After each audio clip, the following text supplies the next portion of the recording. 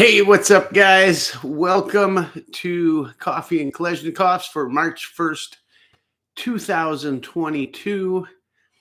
And yeah, here we go. We got another good show for you tonight. Going to cover what I did this week. We had some successes. And I'm going to mess with your view here for a second. There we go. Had some successes this week and very few failures. So that's good. We got to dig into some old stuff and had some fun, basically. We had a little warm spell. And while it's not all melted off, there's still a lot of snow and ice, but it's between ankle and knee deep in water. Most of the range is. I have I don't know, 9, 10, 11 to pick from. And they were all underwater, one worse than the next. But the new ram got its break in, going mudding. So it was a good time. We brought an old friend to the range, and he had just had open heart surgery, had a valve replaced. So he was down and out for a little bit, doing some rehab. Was afraid to shoot. Didn't want to crack his chest back open. But he got to shoot 9mm braced pistol and did a little shooting with an AR. That's soft enough, while I handled the new Mossberg. Wow. When you've been shooting a lot of semi-automatic shotguns and you think, wow, those 3-inch slugs ain't too bad. Those are nothing. Child's play. Well, yeah, whip just a 2 3/4 into a pump gun and huck those things down 100 yards and see how the shoulder feels. If I showed you right now, I shoot a lot of shotgun, right? A lot of shotgun. It doesn't bother me. Holy moly. Especially when I put it on the bag because I was leaning forward, so the stock was up higher just the way it was situated. Oh, man. You'll see the video. It's funny if it'll ever upload. I've been uploading this video for 2 days now.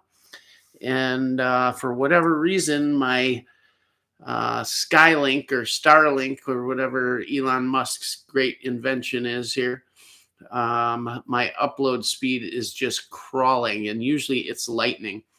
I used to upload videos. I'd start at 8 o'clock at night, and at 8 in the morning, 9 in the morning, it might be done. Well, when I got this thing, it was 10 minutes, 20 minutes, half hour, boom, they were uploaded. And now all of a sudden it's crawling again. I don't know what the deal is, but we took a lot of stuff out to the range that we had done videos on in the past. Like I told you last week, I just wanted to go out and have some fun and just get into some of these guns a little deeper and run some drills on them and different stuff. And we shot a lot of steel and just had fun. And man, it was a good time. Really got to like a lot of these. We'll go through what I did. And, you can't go and waste a day and ammo and all that and not shoot video. So I did shoot a little bit of video. And I'll make some videos and throw it in there. There's enough to make the video exciting enough to watch. So we'll get those out to you again if it ever starts uploading correctly. I got the wife up on the roof right now. She's checking it out. I don't do roofs. You gotta get her up there. That's her job. Stuff like that.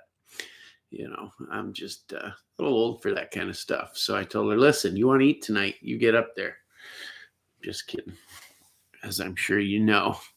I was spying on your talk here a little, your chat here a little bit. I was early for once, just lots of time, relaxed, not running. I'm not out of breath. But boy, you guys were going to town. Joe was in here. Chase, I answered your email earlier today. And hey, last week, guys, I got a couple addresses. I did not get them all for the giveaways. So my lovely wife, Miss Rock, is going to be getting the pizza out. Chase, you won the pizza, right? I think. I got to look. And then those AK pin holders, I'll call them. Those will be going out too. If you email me your address, go in the about section on my channel. It'll say email me, click that. It puts you to my email, and just leave your name and address and I will send it out. And you'll be all set. I want to get it handled. I don't want to linger on this because we want to give away more stuff, right? We had a couple of suggestions this week through questions on videos. Had Dixie Living. They chimed in and said, why don't you compare a custom AK versus a high-end factory AK? And I think it's actually a good comparison. They'd like me to compare my Krebs rifle to the IWI Galil that we have, kind of do a comparison back and forth. And I think that's a good way to go, because when I was getting back into AKs, I had my Wasser and I had the M70, and I wanted to get something just nicer, And I was talking to a guy at a local gun shop down where we are in Florida, and talking to a guy down there, and he said, well, you want to go with something like a Galil, probably, that's kind of like an AK. And I said, yeah, it is, but you guys that have been here know my thoughts on that. So I thought about that, and then I stopped in a local shop when I got back up north to Wisconsin, and there was this customer in there. I think he worked there part-time. And at that time, I had not been customer of this place. I'd stopped in there a few times, but I've been a good customer since. But he said, you need to check out this Krebs guy. He said, here's what he's doing. He's shortening up the barrel and this and that, and they're super nice. Well, don't you know, like 2 weeks later, I'm at a gun show, and I look, and I told my buddy, that's a Krebs rifle he's got sitting there. And nobody's really looking at it, I walk up, sure enough, it says Krebs on it, stamped and all. I'm like, I don't think anybody's faking these things, but it was built on an SLR 107 FR, and the price just didn't reflect it. I mean, I knew they all pretty much, other than his core rifles, were well over $2,000, and this thing's brand new, maybe had a couple rounds through it. Just brand new. The trigger, the hammer didn't even have any wear on it. Nothing. Had a couple Circle 10 mags with it, so that's $100 right there, and a case. And he was asking $1,300. And he's talking to a guy, and I'm waiting for this guy to leave so I can get his attention. I'm just praying nobody walks up and grabs it. And I ended up with it. And the rest is history. It was off to the races after that, and it's still one of my favorite guns. It has not, well, I almost wanted to blame the rifle for some of our failures with our Y39 project. And I don't think that's fair. I just think it was cold. I was off. We were doing some kind of powders that weren't, let's say, in the top 5.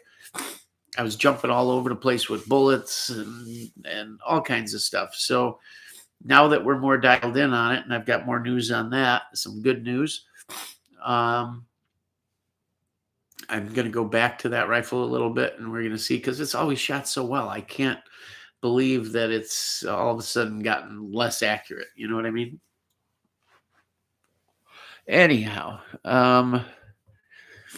so we're going to talk about that too. I had some good luck this week on the Buy 39 front, and it's going to be fun. So let's get into the chat real quick here, see who's here. Before that, I always make coffee right before the show because it's Koffee and Kalashnikovs. And I'm making my coffee, and at the last minute, I noticed this other light on the coffee maker. I don't think much of it. And I'm smelling. I'm like, what the heck? I look, the clean button was on while it was brewing, so I'm not too sure Oh, man, I don't know. It's either strong or ugh, I don't know. Luckily, and just in case, we brought our purple people eater here, our sugar-free, zero sugar monster. So we will do that. I am absolutely addicted to Red Bull in the peach flavor. I had given up energy drinks for the longest time.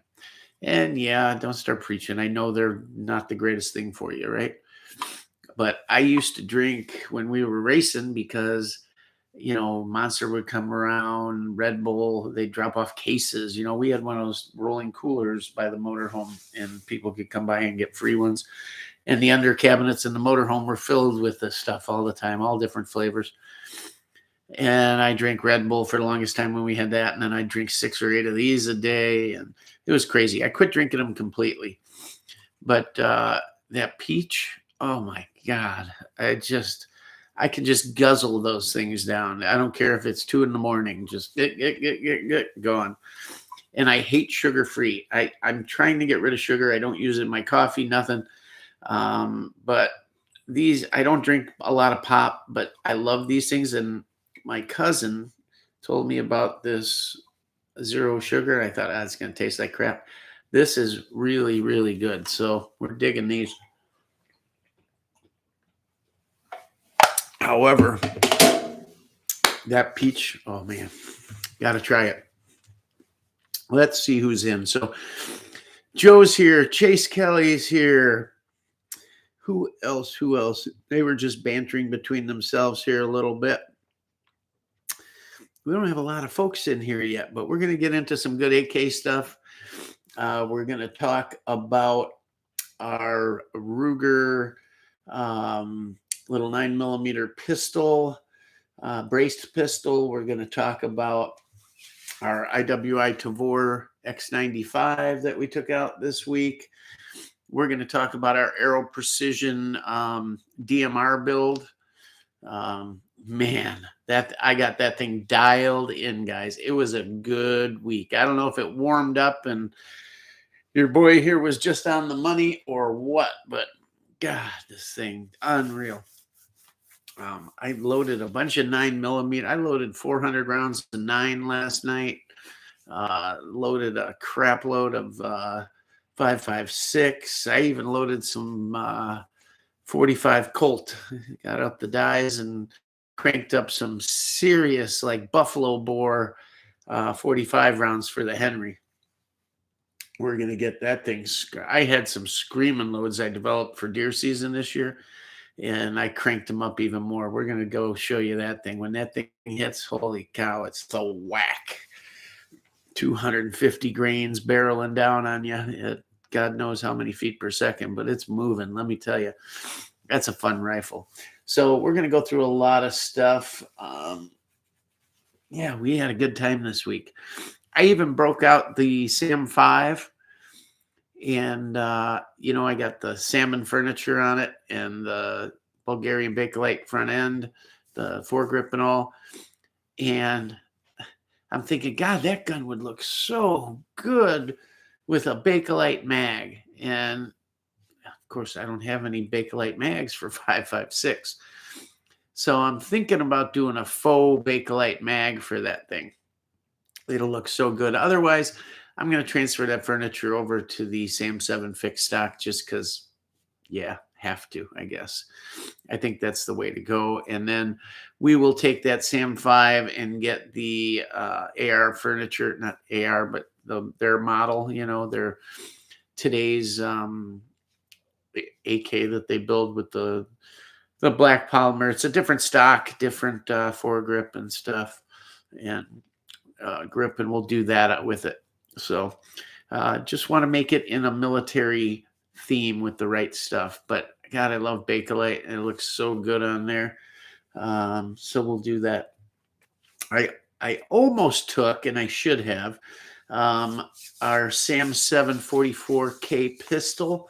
That thing's all decked out with the Galil style folder, and what do we got on it? A red dot, our flashlight Bulgarian handguard and the 4-piece flash hider and a 40-round bake hanging off it. God, it looks so good sitting there. I just want to shoot it. Maybe we'll do some drum action this week, huh? Burn through 1,000 rounds or something. God, so much stuff to go have fun. But let's finish in the chat here, and then we'll get to the good stuff. And whatever you guys want to talk about tonight, like Dixie got a hold of me on that comparison between the Krebs and the Galil, and we'll do that. We'll talk about that and what I think they sort of have in common. Not the platforms are hard to compare, but can certainly compare the shootability, because the Israelis did some things to make the gun more ergonomic. It's smooth as glass, as is the Krebs, although it took a lot of work on Krebs' part to get their guns as smooth as a Galil is out of the box, right? But there's a lot of things we can contrast and compare, so that'll be cool. David Inglesby is in here, and he says LGB, and yeah, that's on tonight. I wonder if I'll have better ratings than he will. What do you think? I'm pretty sure I'll have better ratings with all 8 viewers. Come on, guys. Call your friends. Tell them tune in, would you? One time I want to break the 30 mark. My God.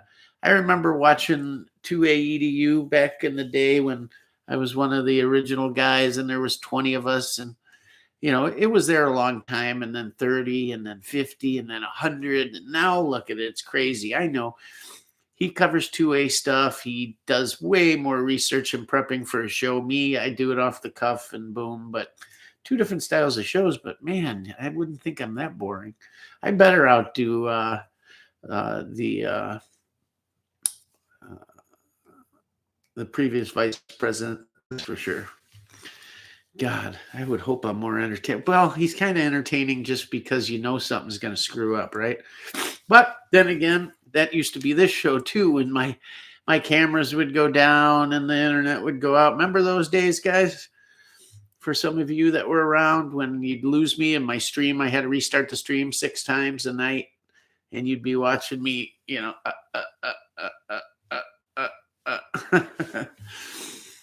Not anymore. I hope everything's good here. Hattori Hanzo, he made it in. Looking for the text of No Backdoor Gun Control Act. Yeah, right? Yeah, there should be some good stuff. I got a feeling it's going to be all about a little Eastern European country. What do you say about that? A lot of it's hype. A lot of it on both sides. I got a feeling they're propping up some of their people, like those special forces on whatever island that was. What was it? Dragon Island or something. I got a feeling, but you need folklore like that to drive your people, to get them all hopped up and on that national bandwagon, so to speak, right? I see a lot of hokey stuff going on here. I just have to ask myself, is everything 100% legit? Why would you're one of the world's superpowers? Why would you be using antiquated junk to fight this war, right? That's what they're doing. I mean, they could walk through like the hand of God, right? Like we did in the sandbox. If they wanted to. I get it. The argument is, well, they don't want to destroy infrastructure.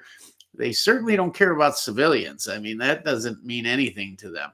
But you've got a convoy, 13-mile long convoy, 3 miles out of town, all lined up down the highway. Civilians can see it on your Google Earth, right? Wouldn't you think that country has 1 fighter jet? One.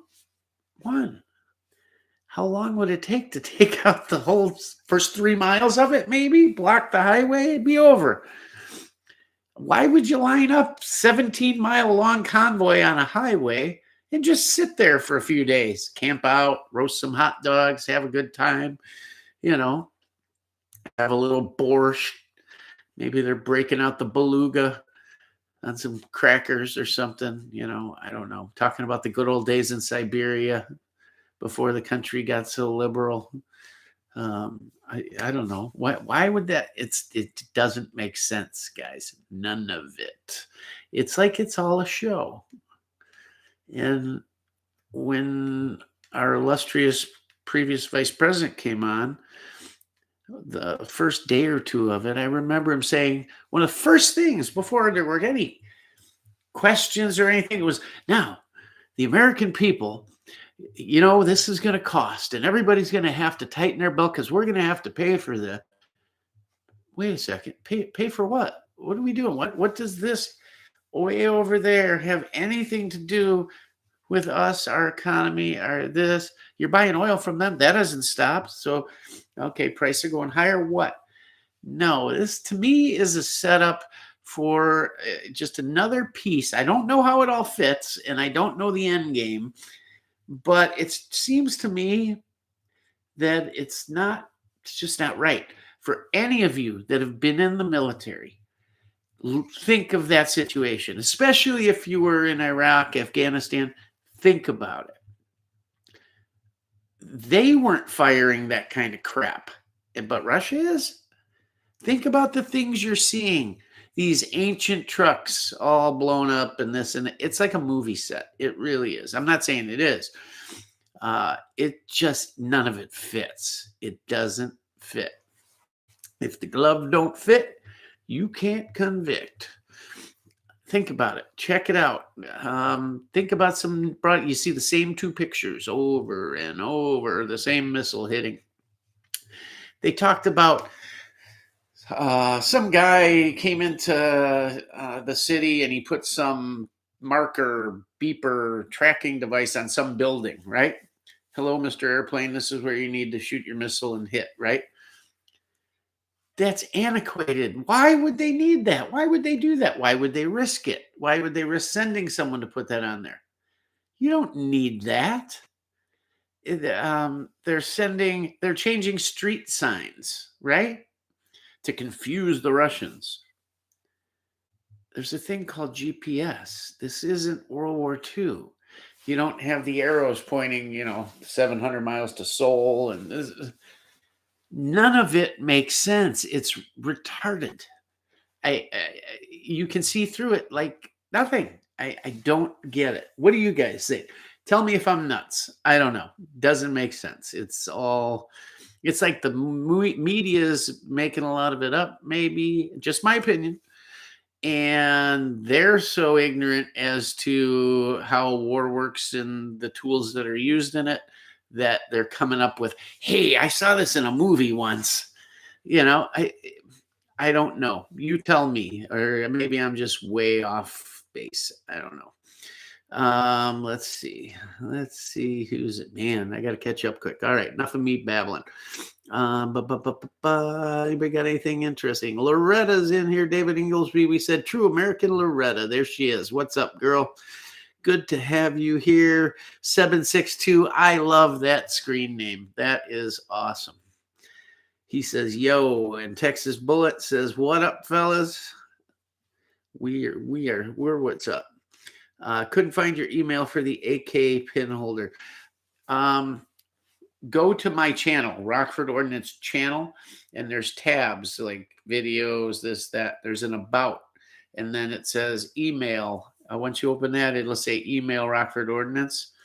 Go in there and it'll show it. If you can't find it, comment on my latest video. I'll find it and then I'll send you one or something. I don't know. We'll figure it out. Anybody got a good idea of how he can get me the stuff without doxing himself? Either get me a phone number, an email, I don't know, something. But I'll get it out to you. Let's see. Joe, Rockford Ordnance. I don't have an AK, but if I email you mine if you want. I got an extra one for you, Joe. No problem. You'll get one of these days, so we'll get you one. Before I forget, Got to do it every week. Just brief one. I try to keep it down. Guys, takes a lot of money to operate this channel. I really have no way of funding it other than this channel, which, God, it's sad, frankly. But if you look below the comment, you can do super chats and whatnot. And we certainly appreciate anything you can do. Help out with the ammo bill, the whatever. We ask once a week, and that's it. And if you can afford it, great. If you appreciate content, great. If you don't, great too. Keep on watching. We'll take care of it. Not a problem. All right. Squeaky Cooler made it in. Who else? Dixie Livin. He's here. The Rock.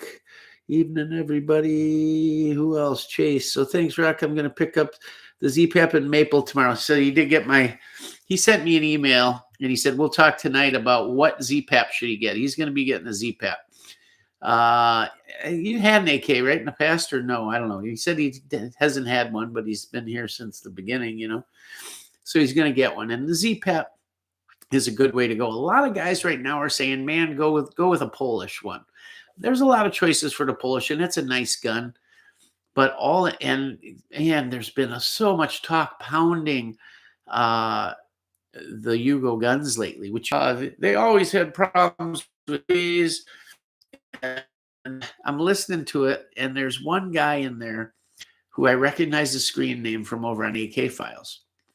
And he's the only guy speaking the truth. So I just had to say something. I joined in, and I'll say Worm. I said, he's telling you guys the God's honest truth. Some of you, I told him, may know who I am, some may not. But I'm going to tell you, I've been around through all of that. I remember all that stuff, whatever, 5, 10, 15 years ago when they were talking about it. What amazes me is how this one little episode on one gun got blown so far out of shape that now 10 years later, the stories are unreal as to what happened and what junk and what was wrong. And they said, I talked to the factory. No, you didn't. You did.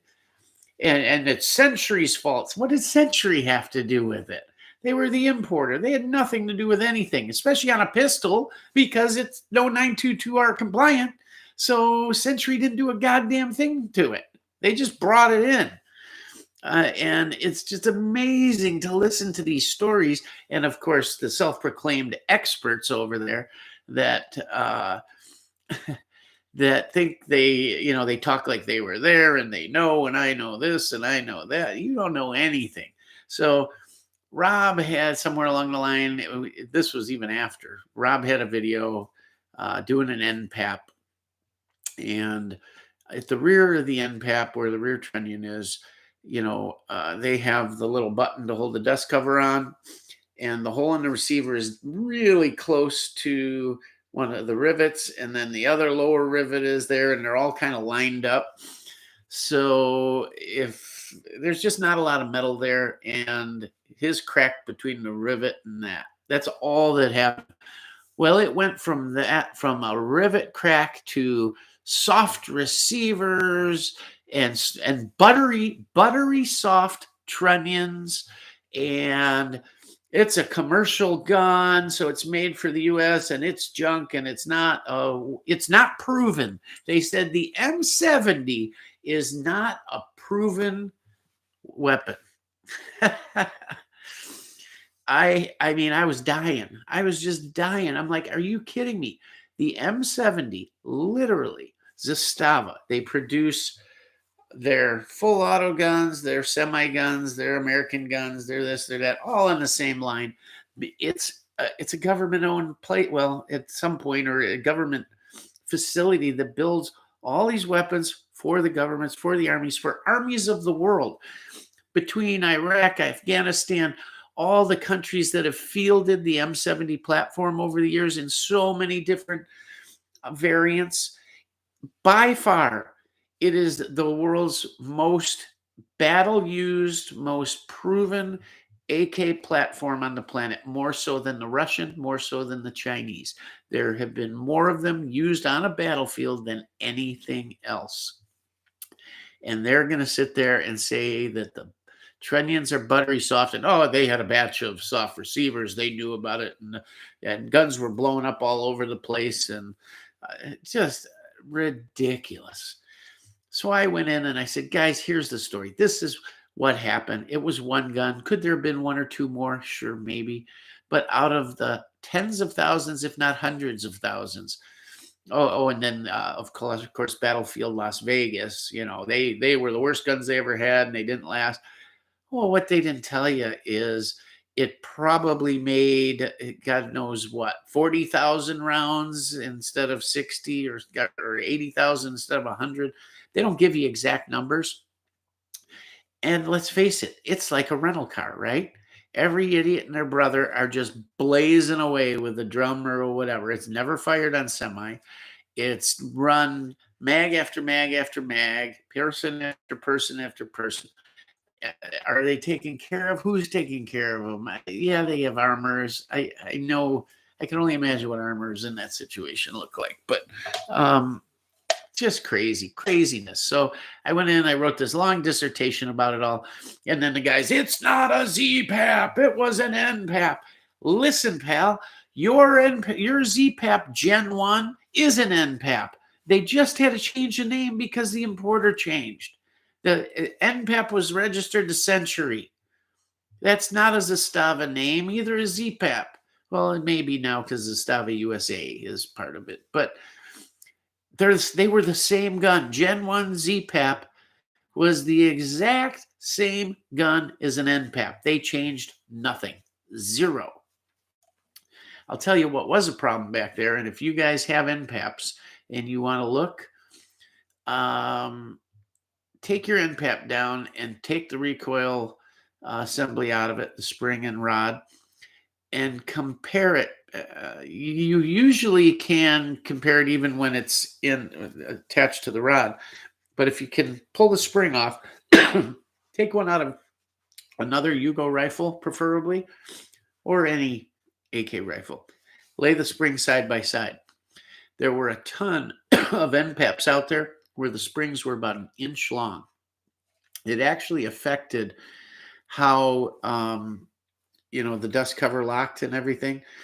And that's what was causing the problems. Not to mention they're soft, the springs are soft to begin with, but that's not so much the problem as the short spring was.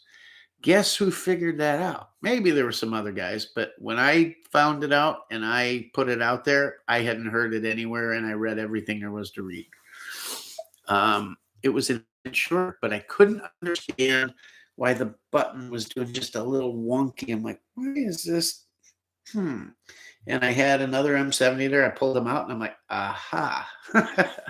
Figured it out. And that happened on a bunch of them. I don't know why.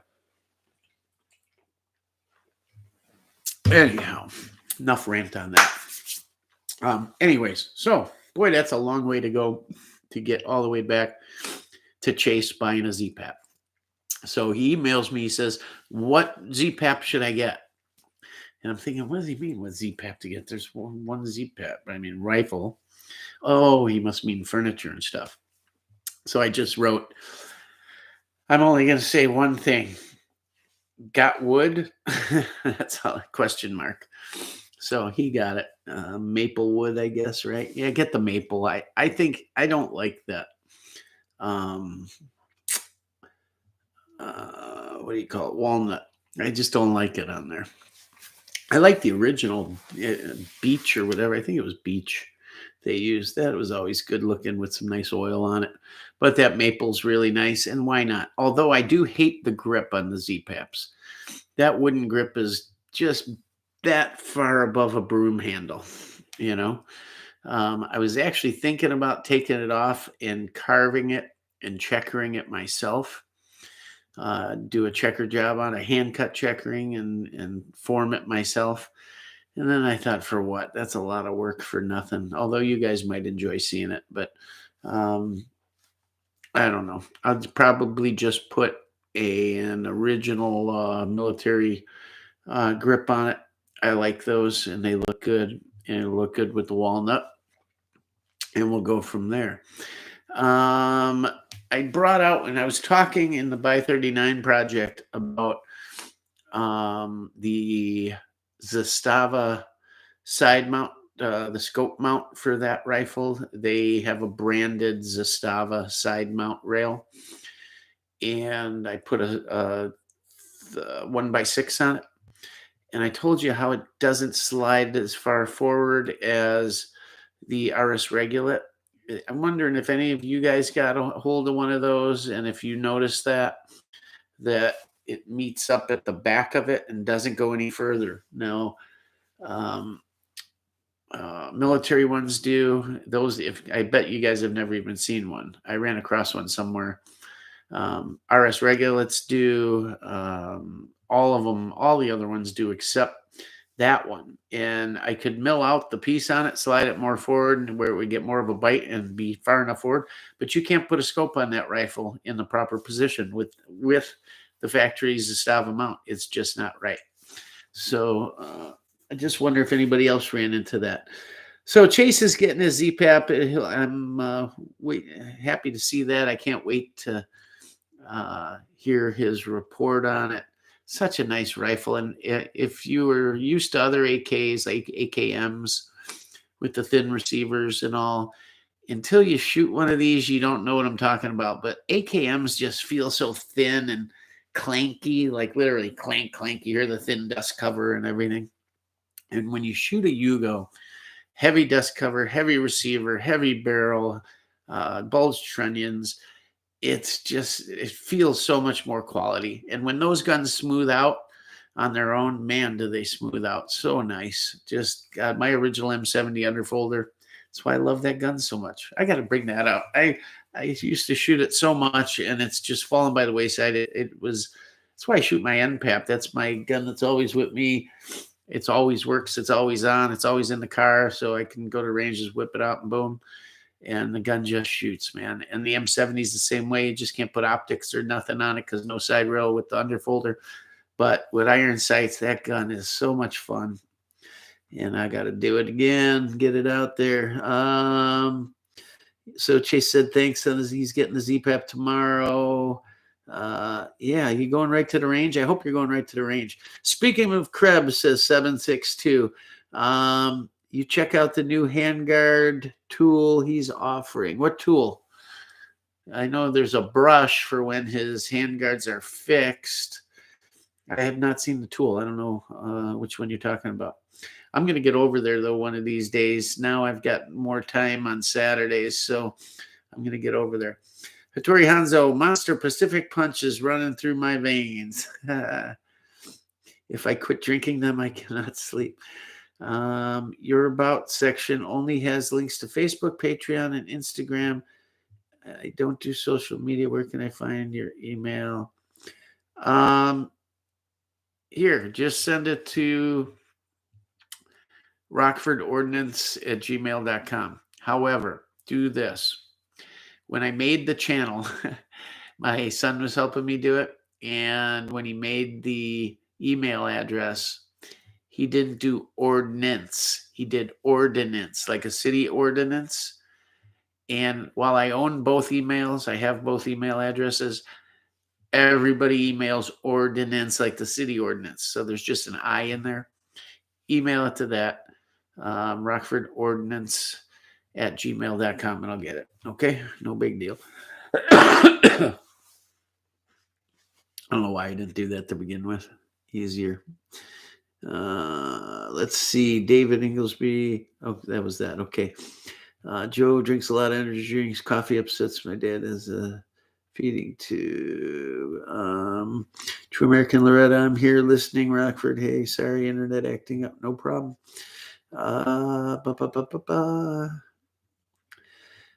She says, has nothing to do with us. Dixie, I saw you commenting on 2A EDU live stream. I must have lost the thread for it. Seemed he had made as an AR guy. Know you like ARs, but you are an AK to the bone. Yeah, so let's talk about that. I love AKs, right? But sometimes you just got to take a break from things, right? and you shoot, shoot, shoot, shoot, shoot. Yeah, all these variants, and there was so much coming out for so long, so many different rifles and countries and this and that. And other than Polish offerings and maybe the Galils, there hasn't been a ton coming out. The Z-Pap came out, um, but there was so much other stuff I wanted to try, right? And I always liked ARs. Who does? If you're a gun person, you like guns. You appreciate them. I appreciate guns. Probably, you guys would probably be surprised to know that I appreciate guns almost. My number one thing, more than shooting them, everything, is I marvel at the machining and the perfection of them and the mixing or melding of wood and steel. I look at them almost like an art form, and I appreciate fine machining and ingenuity and the perfection of it all, if you know what I mean. Uh, Taking a rough chunk of something and turning into this smooth, finely finished, beautiful, deep blued or a cool cerakote or whatever. I love that. I love nothing more than, sitting in front of the TV and just marveling at something as much as I do shooting it. Don't get me wrong. I love shooting them, but I like that. And then I like the history and everything else. It's the end of the day, it's probably very little to do with shooting as much as it is some of the other stuff. But I like it all. It all comes. Anyways, when you've been shooting one platform forever and ever, it's fun to change it up. And I got into, I had built AKs and all of that. And then I got into building ARs, and I had, standard carbines and a rifle, and I wanted some other variants, and that was fun. And recently you saw my video on my essentially my go to war gun, and people took that as, oh my god, his go to war gun's an AR. No, I built my go to war AR, not my go to war rifle, period. I built what I thought was the perfect AR platform fighting rifle. I have my perfect fighting platform AK too, but I love that rifle. I love my 10.5 inch AR. I love my 13.5 inch, my 7.5 inch. They're so useful for so many different things, and they're just fun. It was fun to do. There's some really innovative parts and accessories out there. You can do a lot more sometimes with them, and ammo's more common, and it kind of coincided with the ammo crunch too, where I wanted to save my 7.62. So am I an AR guy? Yeah. I'm a 1911 guy. Believe it or not, a Glock guy. I like my Glock when I like it. I like Canics, Janix, if you wanted to say it correctly. Hell, I'm an SKS guy. I'm a shotgun guy lately. I've always been a shotgun guy. I like shotguns. We're going to talk about my range trip with the Mossberg 590 Retrograde. It was a fun gun to shoot, but I got some weird stuff to report too. In my book, that is not the holy grail of reliable shotguns, and I'll get into that. You guys are going, oh no, what happened? It's not all the gun, but I'm just going to tell you about some stuff that it's not the smoothest out of the box. I'll tell you right now. I still have my choice of combat home protection shotguns, and it's not a Mossberg, I'll tell you that. But yeah, so he knows I'm not an AR guy. I was at his shoot, and I brought some cool stuff, and I never put out a video on it. I got tons of video of me shooting there, him shooting. So he shot my my Sam 7 44 pistol, and a few other things, and there was some cool suppressed stuff there. And then we did kind of a little side. Me and him were standing side by side talking, and then we said goodbye to everybody. But he has that video. I don't have it, so I told him, I said, send me those clips so I can put a video together. I want to show you and what we did and everything. It was fun. Everybody was awesome. Everybody kind of forgot about that, didn't you? We were at Pillbox Bunker's house and had a range set up. They made some great food. Met his wife and daughter and all the guys from that are regulars over there. And we had a great time. It was fun. I was close by about an hour and a half, I guess. I was by my daughter, by her college. And so I ran down there for the day. And it was a ton of fun. And I want to show you guys all of it because it was cool. I'm shooting a suppressed M&P 22. Boy, that gun was quiet and it was nice. I got some video of that, and we were shooting a Krebs rifle and shooting the. I brought the Krebs rifle there. I brought the Sam 7 pistol. I brought my M70 underfolder, and I brought my Romanian paratrooper RPK. Just a nice sampling of some nice stuff I thought he'd appreciate. And we had a good time. And he had a new Palmetto State Armory AK there that I was blown away by how well that gun was finished and how well it shot. Everything about it. It's really a nice rifle, guys. Really nice rifle.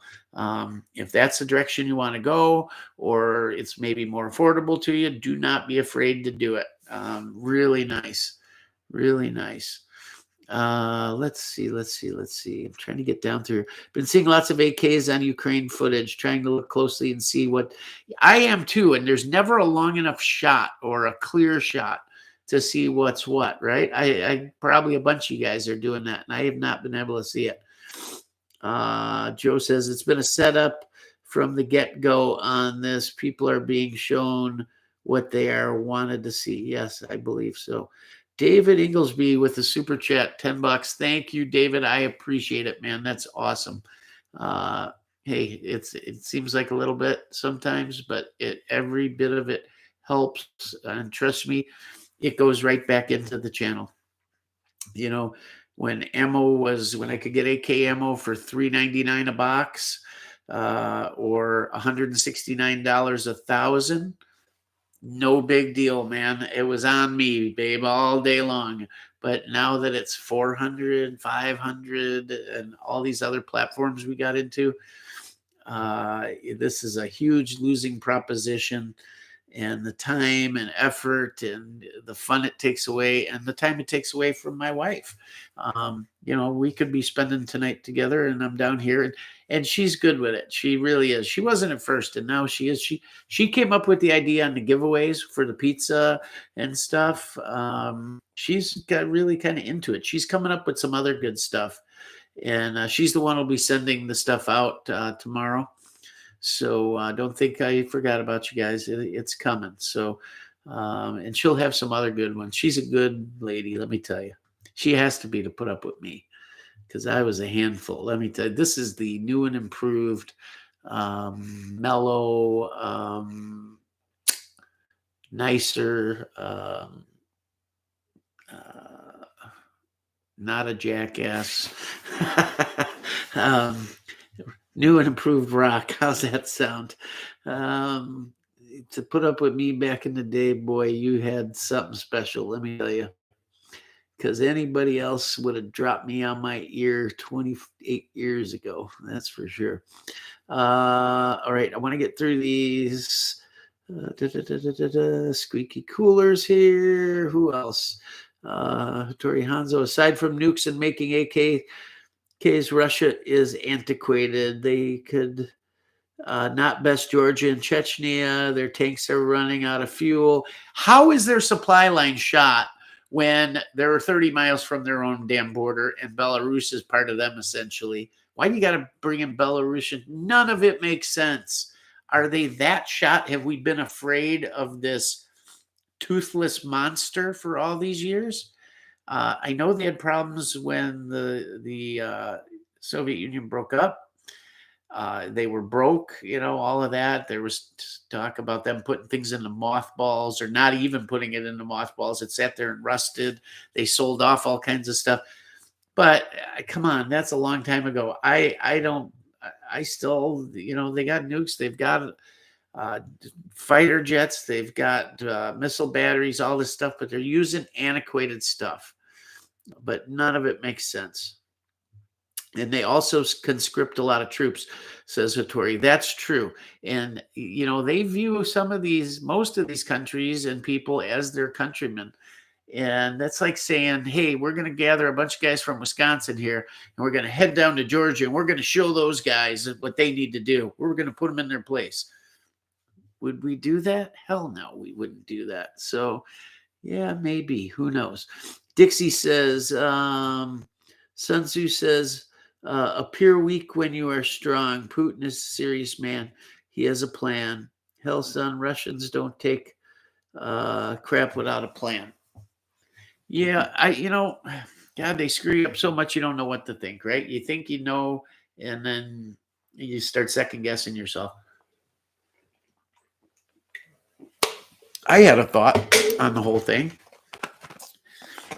Did it ever occur to anyone that this reset of the money and these elites that are part of the, whatever you want to call it, New World Order, the World Economic Forum, all of that's who's doing all this. Trump decided to run for office when he heard about what they wanted to do, right? He said, I'm not going to allow it to happen, so I have to run for president. We're not going to allow this to happen. I believe it was this reset, this new order, right? Who's leading it? The World Economic Forum, right? He came out and said in a speech that Trudeau and half of his cabinet are in the World Economic Forum's pocket, as is France. And then they came out against Trump of Russia, Russia, Russia, all this stuff, right? Who else besides Trump is against all this stuff? It wants nothing to do with it. Russia, right? Did it ever occur to you that maybe, just maybe, at least in this position, or maybe more, maybe Russia's the good guy? Maybe Russia's the one you want as an ally. That maybe these other countries are too far gone with this World Economic Forum. Did it ever occur to you? Because he's not bowing to nobody. He's not getting involved with some economic forum. He took his money. He has his money. He controls it. He doesn't want anyone telling him what to do with his economy and everything else. Maybe he's the ally, and the rest of them they're already gone. They just trying to get us to join in, fall in place, right? He's never fallen in place. I got a feeling at the end of the day, you might be standing side by side, shoulder to shoulder with your brethren over there. I don't know. I'm just thinking. You know what I mean? Just a thought. I don't know. I got another super chat here. I got to see who left it. Hold on. I'm not going to miss them for you guys. Dixie Living, 1999. That was a good year. Good year. They said, you are the best, a great husband, father, patriot, and friend to us. Well, thank you very much. You didn't have to do that. Hattori Hanzo, $5, picked up a PSA Dagger 2 Saturdays back. Nice American pistol. YouTube not pleased when gun channels make money. Yeah, you ain't kidding. Guys, they demonetized the IWI Glow video. That gun was bone stock out of the box. Yeah, I put sights on it, steel sights, no optics. I don't know how they can do that, other than maybe it was the mag. I don't know. But that PSA dagger, do you guys know about the PSA daggers? So Palmetto State Armory, they finally are the company that figures out AKs. All these American companies were figuring out how to build one. They couldn't build one, right? The trannies were too soft. The receivers were too soft. This didn't work. They all junk. They're walked out, stepping up to the plate, and they're going to start producing steel-cased ammo after our former vice president banned the import of it, right? That's why we can't shoot these things cheap anymore. So what's PSA doing? They're going to produce within the year, I believe, 7.62 by 39 steel case. I also heard talk that they're going to produce 9 by 39, which then I'm talking to my buddy, Mr. Krebs, and we're definitely putting one in the stable because that's just a badass gun. And there's so many things coming down. PSA now, the dagger. It's a Glock for all intents and purposes. And it's cheap. It's like, I think they start at $200 or $299. I haven't heard anything bad about them. I did see James Reeves' brother did a review that wasn't that sparkling, but wasn't bad either. It was awesome. Good gun for them. They do some amazing things. And the great thing about PSA is his motto from the beginning is the reason he did it. Sure, guys go in it to make money, but he wanted to get an AR in every American hand. If he had his way, every American would have an AR in their home. Why? Because there's this whole thing with the Second Amendment about common use. And if it's in common use, they really can't ban it, you know? And he's done a good job. When you can go to his place and build one for $400 or $500, man, a nice one, maybe not the best, but it certainly work and certainly do the job. Tell you, to all these anti-gun people and anti-Second Amendment people, look at these people. They're all siding with these people, right? They're all siding with the Ukrainians. Poor Ukrainians. Oh my God. This tyranny coming down on them. They did nothing. And this tyrannical government is coming into their country and blowing things up and telling them what to do and all this stuff. And they're suffering. And then the government starts handing out rifles at police stations. And anybody that wants one, come and get a rifle and an armload of ammo. And rah, rah, rah, we're going to go fight the bad guy. Fight tyranny. Right? Well, and they're cheering this. They're all cheering for it. But yet here, we have it, and they want to take it away. What's the first thing these people needed to fight off this tyranny? A rifle. Something to fight back with. Molotov cocktails, whatever.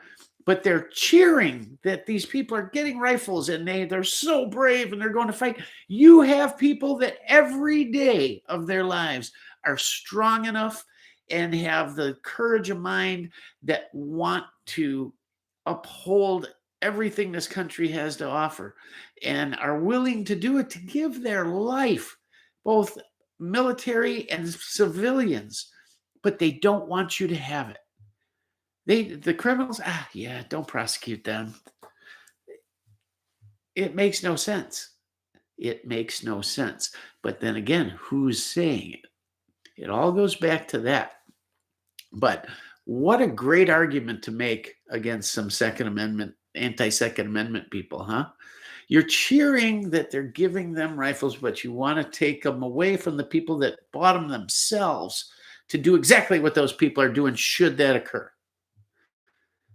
Whether foreign or domestic, right? It's a sad world we live in, guys, gals. I don't know. Amazing. I find that absolutely amazing. Alan Bishop, thank you very much. Ukraine is taking foreign volunteers. They're forming a separate unit.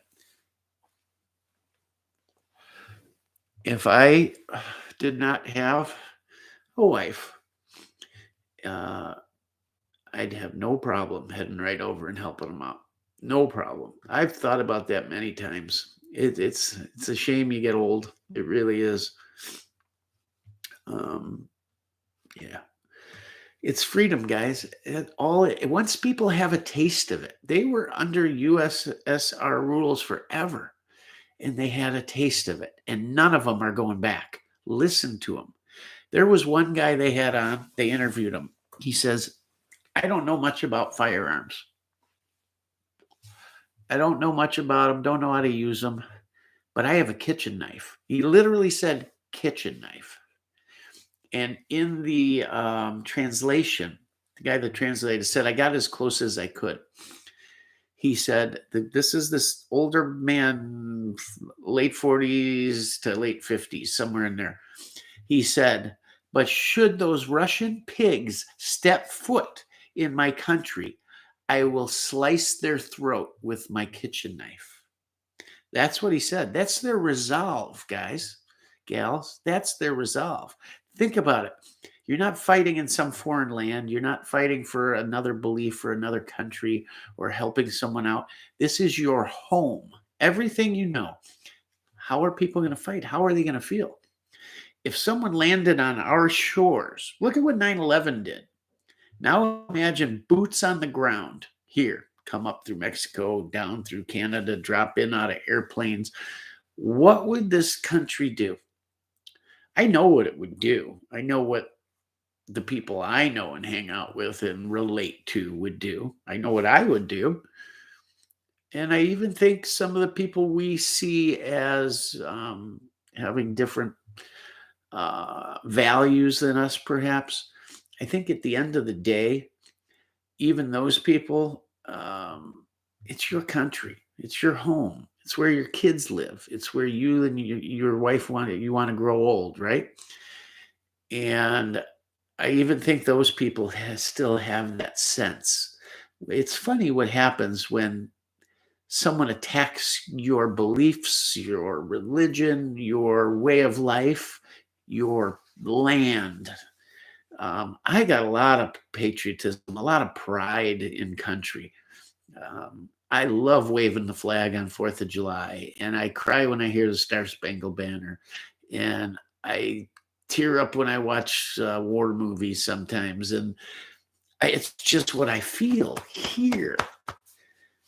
I mean, I feel it. I'm sure tons of you feel the same way, but I don't know that everyone feels it as deeply as I do. I love this country. I love this place. I'm so proud to be born in this country and proud of what my previous generations, my grandfathers did, my father did. I can't tell you how much it means to me and how much I want my children and my grandchildren to know that feeling. And I think we got away from it. I know we got away from it. But is it gone? No. Far from it. I just think at the end of the day, sometimes people need to realize it or have something, unfortunately, happen that proves it out, so to speak, they need to be reminded from time to time how good they've got it, because we got it good. Let me tell you, if you have never traveled outside this country, you can go just about anywhere. Now, I'm not talking third world countries. I'm talking first world countries, second world countries. Yes, some third world countries. First, there's many other first world countries. They got it nowhere near what we have. I was in Ireland recently. Very nice country. I loved it. Contrary to popular belief, the food was magnificent. Then again, we stayed at some super high-end places, and there's been a cultural explosion. Unfortunately, it was almost exploded too much. I wanted to feel more of the Irish and not so much all these other countries, because the EU has really not been, it's been good for a couple things, but all in all, in general, it's not been very good. It's taken away culture in a way. It's melted everything, and the United States is unique because we melted into something very uniquely American, where here you've taken something that was very unique and iconic and watered it down. And I think the world needs these individualized places where you can go and experience these things. I got off the plane and I swore I just walked out of O'Hare Airport. That's how it felt. I'm like, there's a little guy in a green suit. What's going on? Got to be a pot of gold around here somewhere and a box of Lucky Charms, right?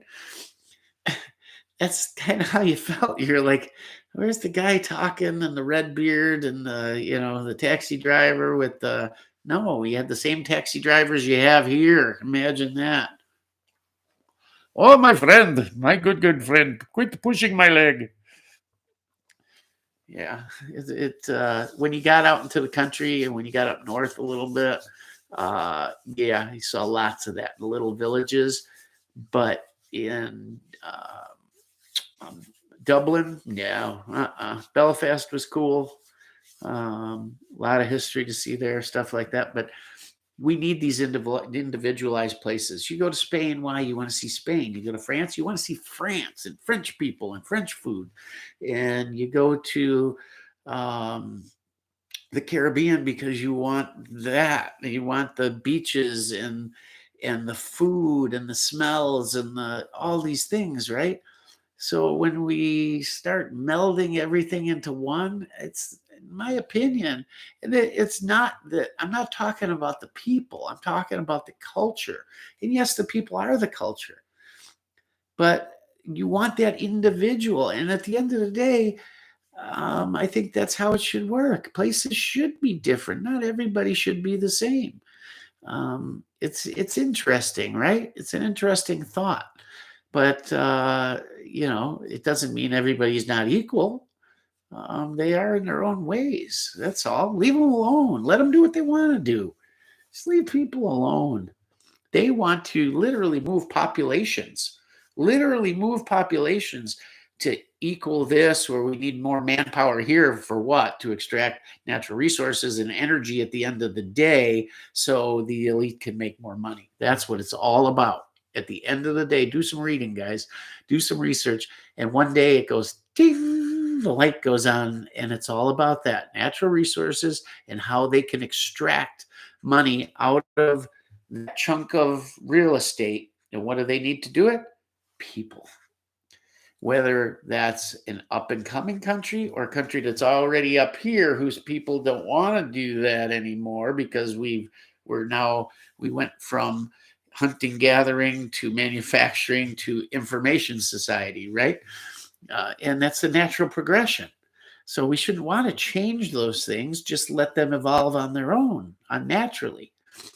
But we can't do that because we want to extract every last dime out of it as quickly as possible. All right, back to the chat so I could get caught up here. If I missed your super chat, guys, thank you all so much. This is the biggest super chat night we've ever had, and it's awesome. Thank you so much. Because truth, I always have the Rockford Ordnance account, so to speak. The mama don't know money, that I put toward this. I think she thinks it's just feeding my obsession, but it's literally for this, because without stuff to test and do, the channel stops to exist, right? And that fund is it's sad, actually. The other day I opened it up and went, ooh, $1.96. Literally. And it's never been that bad. I'm not whining. I'm just saying it was laughable. It was funny. And she called me, when was it? Oh, I needed something for the new truck. And I said, hey, is this week a good week if I did this? And she said, don't you have any YouTube or Rockford money? And I said, no, honey, it's all gone. I bought some ammo for the well, she did. She gave me a super chat. She gave me $100 super chat. She was out of town, down visiting some relatives, and she thought nice enough. You guys heard it here if you were here last week. She thought highly enough of me to ask if I needed some ammo. That was the strangest question my wife has ever asked me. I went, what did you say ammo? Okay. Oh shit. Did she wreck the car? That's how weird that is. If I got a gun, I could be 5 rooms away right now. Downstairs. She's upstairs, 2 doors in between us, TV's going, dogs barking. I take a 1911 and go click. Stop clicking. Yeah, dry firing's tough in my house. I wait for her vacation so I can run around naked dry firing weapons, singing Ethel Merman songs. How's that for a mind's eye picture? Anyhow, funny, funny, funny. Let's see. I'm sorry. I keep trying to get through this, guys. Love guns probably more than the crazy ladies I got involved with through the years. I like guns. They're back in mothballs. Chase. I was about to order the PSA AK, but Rock's video on the ZPAP in Maple. It's a better gun. At the end of the day, what I tell you guys, get your imports now while you can. Get your imports here. Get them before they go away, because look at this. Imagine now, let's say we still had Russian AKs and still had Russian steel case coming in, and this all went down. They were gone, guys. Either way, they were gone. And it could happen tomorrow on any of them. Well, here, what if he don't stop at this little country? What if he continues into Romania? Romania supplies more AKs to the American market than any country in the universe. Your mighty Wasser could be gone in an instant. Let's say then he moves next door to Bulgaria.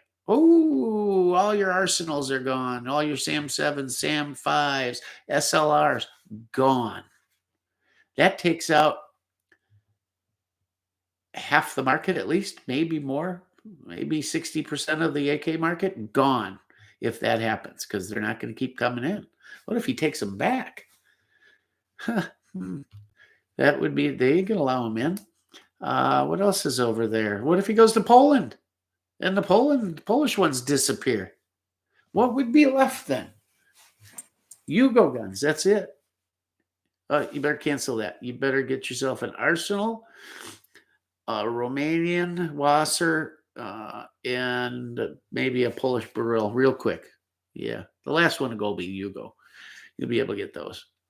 But if he takes those countries, which he very well could, because his plan has always been, we've always known it. We just put it in the back of our mind, right? Nobody wants to think about it or talk about it. So we throw his whole plan all along is to put back together the USSR. He's putting back together the band, man. That's what he's doing. And they may not want it, but hey, you going to fight off the big bully on the block? They're doing it, maybe. I don't know. We'll see.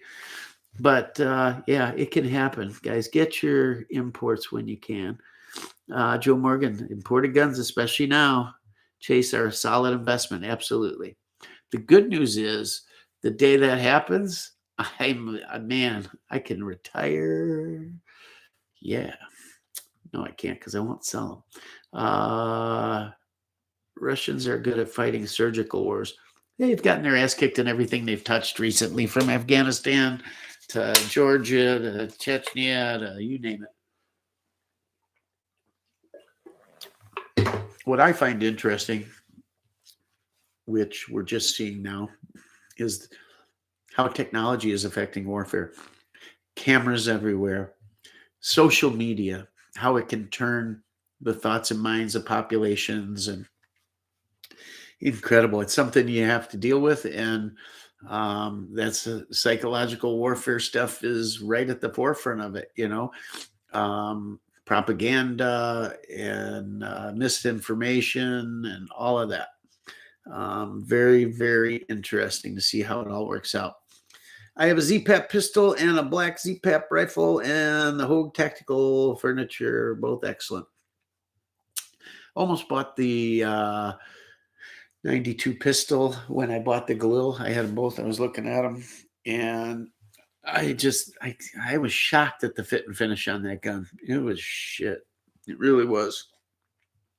Both sights were candid, crooked, welded on wrong, whatever on that.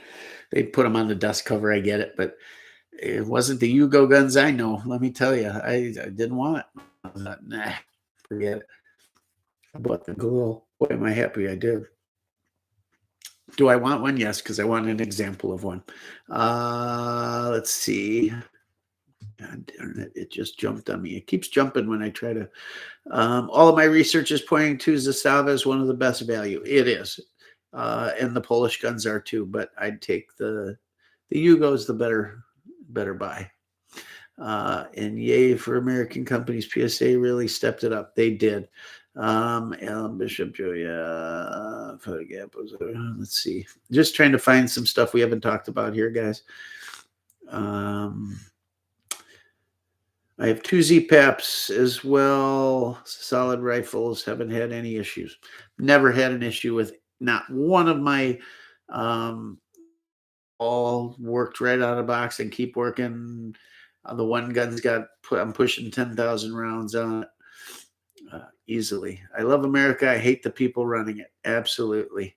I'm thinking about a Barrett model 82A1. Any thoughts?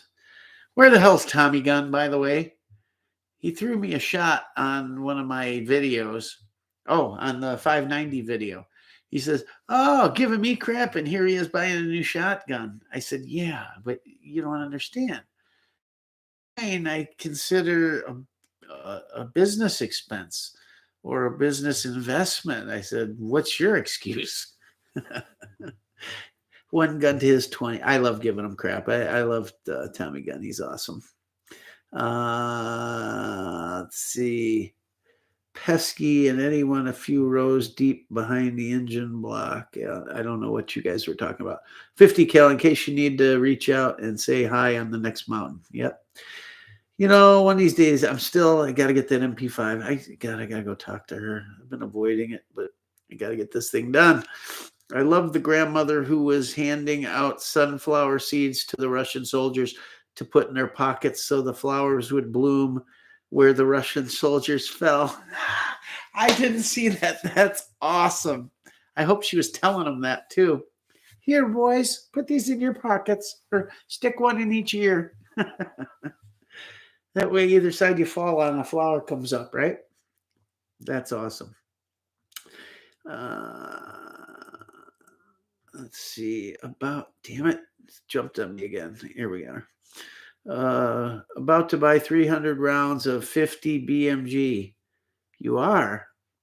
Do you have one? Oh my God. Those are big dough, guys. I know the guy personally, and I know one of his biggest dealers near here. I was going to make a trip to the reloading store in Wisconsin tomorrow. It's all the way across the state on the western side where it gets really hilly. It's the only one we got here, and it's huge, and they have everything, and they don't have everything online. I know the people. I should just call, but I just want to kind of go because I just want to see what they got, and I'm hoping they got more in stock than they do online that they save for their good customers. But I'm hoping I go there and they got some primers and stuff. Oh, started to tell you guys what I found. It was a good week. So I was talking to Fred, and I think he took my comments wrong. I hope he didn't. I haven't heard from him, and I know he's been busy. I hope he's not mad at me for some reason. I don't know. Because what I said was, it's been hard for me to do this or make progress on the Buy 39 because components are super hard to get, right? And while I can go find 224, that's the actual caliber of an AR round, I can find those anywhere. I can find 9mm bullets. I can find brass. I can find just about everything, powder.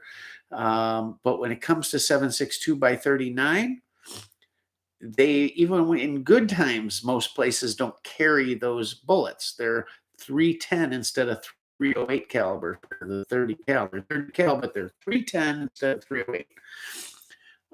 And nobody normally stocks them, so it's super hard to find them when things are short like this.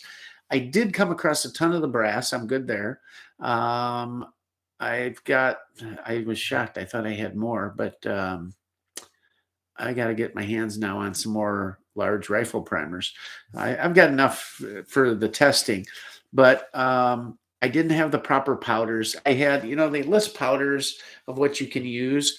Like maybe they'll give you 10 powders, and maybe 3 are like the go-to powders that work. And the other ones, yeah, they'll work, but you're better off with those with some other caliber or whatever. Or a lot of times it doesn't matter. They'll all shoot really close unless you're one of these psycho bench rest guys with their weather vanes on their hats and their barometric pressures and all this shit. But when it comes to 7.62 by 39, the problem is the case volume is so small that you need a really hot powder that you can get enough charge in that little case to get that bullet moving fast enough. So if you choose a powder that's not really made for it, you're filling that case all the way up, you're compressing the load, and or you just can't get enough powder in the case. You just can't. So you don't get the results. And then Fred was super nice enough to send me all these bullets, right? Different kinds, 20 of these, 30 of those, 50 of these, 20 of these. But I'm not a precision shooter. It's not what I specialize at. I'm good. I'm okay at it. If you give me here, Chris, these are good rounds, load them in and shoot, no problem. But developing loads and here, let's say my guns are all sighted in for 123 grain rounds, and now I'm going to start building a load for 150 grains. And I don't know the feet per second based on this substandard powder, so I'm going to take a wild guess. Yeah, well, how many rounds does it take me to sight it in? If conditions are cold and snowy and I don't want to run down the range 82 times and I can't get my hands on the bigger targets, so I'm actually on paper. So maybe I got to see where they're hitting. I can't see where they're hitting. Oh, finally I'm on paper. Now I bring it up, 3 more shots here. I bring it over. By the time I'm done sighting it in, I'm out of rounds. I have no more bullets, and I used up the powder I had or whatever. So I didn't do anything. I didn't make any ground up, right? But yeah, so we got nowhere. And I made a comment like, I just need more components, more bullets to do this. I need more than 20 rounds of one certain thing or whatever. So I think he took that like, oh, well, you didn't send me enough, right? I don't think he took it like that. But I think it's just coincidence. I think he's been really busy and I haven't talked to him. But I had some good luck this week. I was online and lo and behold, there is, like, in my opinion, the best powder you can use in a 7.62 by 39 round, and that's the CFE Black by Hodgdon. It's made for 300 blackout, but 300 blackout and 7.62 by 39 are brother and sister. They're right there. Best powder. So now I got 3 pounds of it. Plus Fred sent me some of that, a lot of it. So I got enough powder. I got enough brass. I'll find primers. I'm not worried about that. And I needed bullets though, right? So the ones that shot the best of what Fred sent me were Nosler, Varminator or something like that. The black polymer tip 123 grain bullets. They shot magnificently. So I managed to get 200 of those. I found those on a site. And then I found 100 Hornady. And I even found some super cool, I found Controlled Chaos, the Lehigh rounds that open up like nuts. I didn't buy those yet, but I'm going to try and get my hands on some. And I also found a new bullet company that me and Fred haven't talked about it, so I don't know if he knows about it. I sent him a link on it. These look really interesting, and they do their damage. You don't have to have that bullet up around 2,000 feet per second or 21 or 2,200. They'll do the same damage at 1,100 feet per second or less. And that means you can suppress it. That means it's a great hunting round at any velocity. It might be a really unique and cool thing to do. There's Tommy Gunn, Rockford. Hey, y'all. Did you get my email, Tom? I hope so. Just got in here. He says, you ain't going to buy no MP5 unless you can write it off. Nah, there ain't. You know what? My wife's doing the text. She says, we don't get write-offs anymore. We don't even write off the house. We don't write off this. We don't write off that because the standard deductions, it's all changed. So I ain't spending any more money anymore. Screw 'em. My wife used to tell me, "Oh, I'm doing it. Yeah, we'll write it off. Just get a bigger house." Yeah, okay. Well, that ended. And before you dog me out, I got one of those guns you hate. Sam 7R from Kavar. I don't hate them. Be here Thursday and scored like 1,600 rounds of 5.56 brass local picked up today. So slow week. Yeah, Sam 7's good gun. I've got the folder and I've got the fixed stock. It's probably my I probably like it the least of any of my AKs simply because you got to like it in the form it comes in because nobody makes a stock that works with it. It's a smooth gun, but it's not like ooh, like mystical, magical. The folder, I love that gun is a friggin' laser beam. But yeah, it's just cool. I gotta have one because it's a milled version and it's cool. And yeah, America, conceived by geniuses, run by idiots. Orion Fixer, he made it in. I'm not dogging on you. I want to make sure I didn't miss anybody here. What's about Warsaw?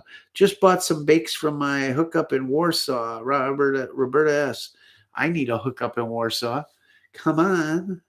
Share the wealth. Save the Bees is in here. Sorry if someone already mentioned, but Biden called to ban assault weapons again. Yeah, of course he did. Who cares? Who cares? I could care so I care so little what he says. He's like that patrol boy in grammar school you beat up when he told you something, right? I didn't do that. I'm sorry, I didn't do any such thing. I was a good kid. I really was. All right. That's that in the chat. I'll let you guys catch up there. But let's talk about what I shot. So I told you what I found. So 7.62 project is alive and well, and we're going to be rocking and rolling on it. So I had loaded up a bunch of AR ammo, 5.56. And I had been loading 68 grain because I had a big old box of 1,000 bullets. And I had been loading that. And that stuff was shooting well. I was getting, 2-inch, 3-inch groups, an occasional 1.5-inch group. It seemed like I'd always have a flyer, but I bought all these 75 grain bullets and I hadn't really used them yet. They're match grade and interesting. And I had loaded a bunch up and meant to get out and shoot them and just hadn't. The sad thing is I don't know that I know exactly what I loaded in them, which I should have written it down because I took that gun to the range with a good buddy of mine that I've known since high school. We were like this. We still are. We're very tight. He's a guy who had the heart surgery, almost died, my same age. Scary. We call him Scrod Lip. So I want you guys to, when I talk about him in here, I want you to use the term Scrod Lip as much as you can. So when he watches it, because he finds all this gun stuff kind of straight. No, I shouldn't say that. I grew up hunting pheasants with him, and we spent most of high school in this stairwell going to the private viewing room in the school theater. I say theater because I'm from Chicago originally. But we spent most of our junior and senior year in this stairwell reading Outdoor Life and Field and Stream magazines.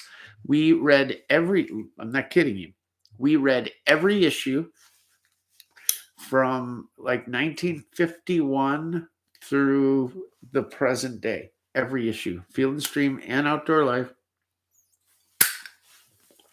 Every story, every test, every article, every advertisement from about 1950 on. We'd go get to school early, go to the library like good little boys, right? And we would check out a year's worth of, they have these boxes, binder boxes kind of a year's worth of the magazine. He would check out Field and Stream. I would check out Outdoor Life. The bell would ring at 8:15 or 8:25, whatever it was, and we would head for the staircase, and we would sit there until 2:25 in the afternoon. And when I got done with Field and Stream and he got done with Outdoor Life, we switched and we read those. Between the two of us, we read both magazines, 40 years worth, 30 years worth. It took us 2 years to do it, but we read every single article, hunting, fishing, this, that, the other. So you wonder how I know so much. Yeah, I spent pretty much a career, I guess, or multiple people's careers, from the writers and everything.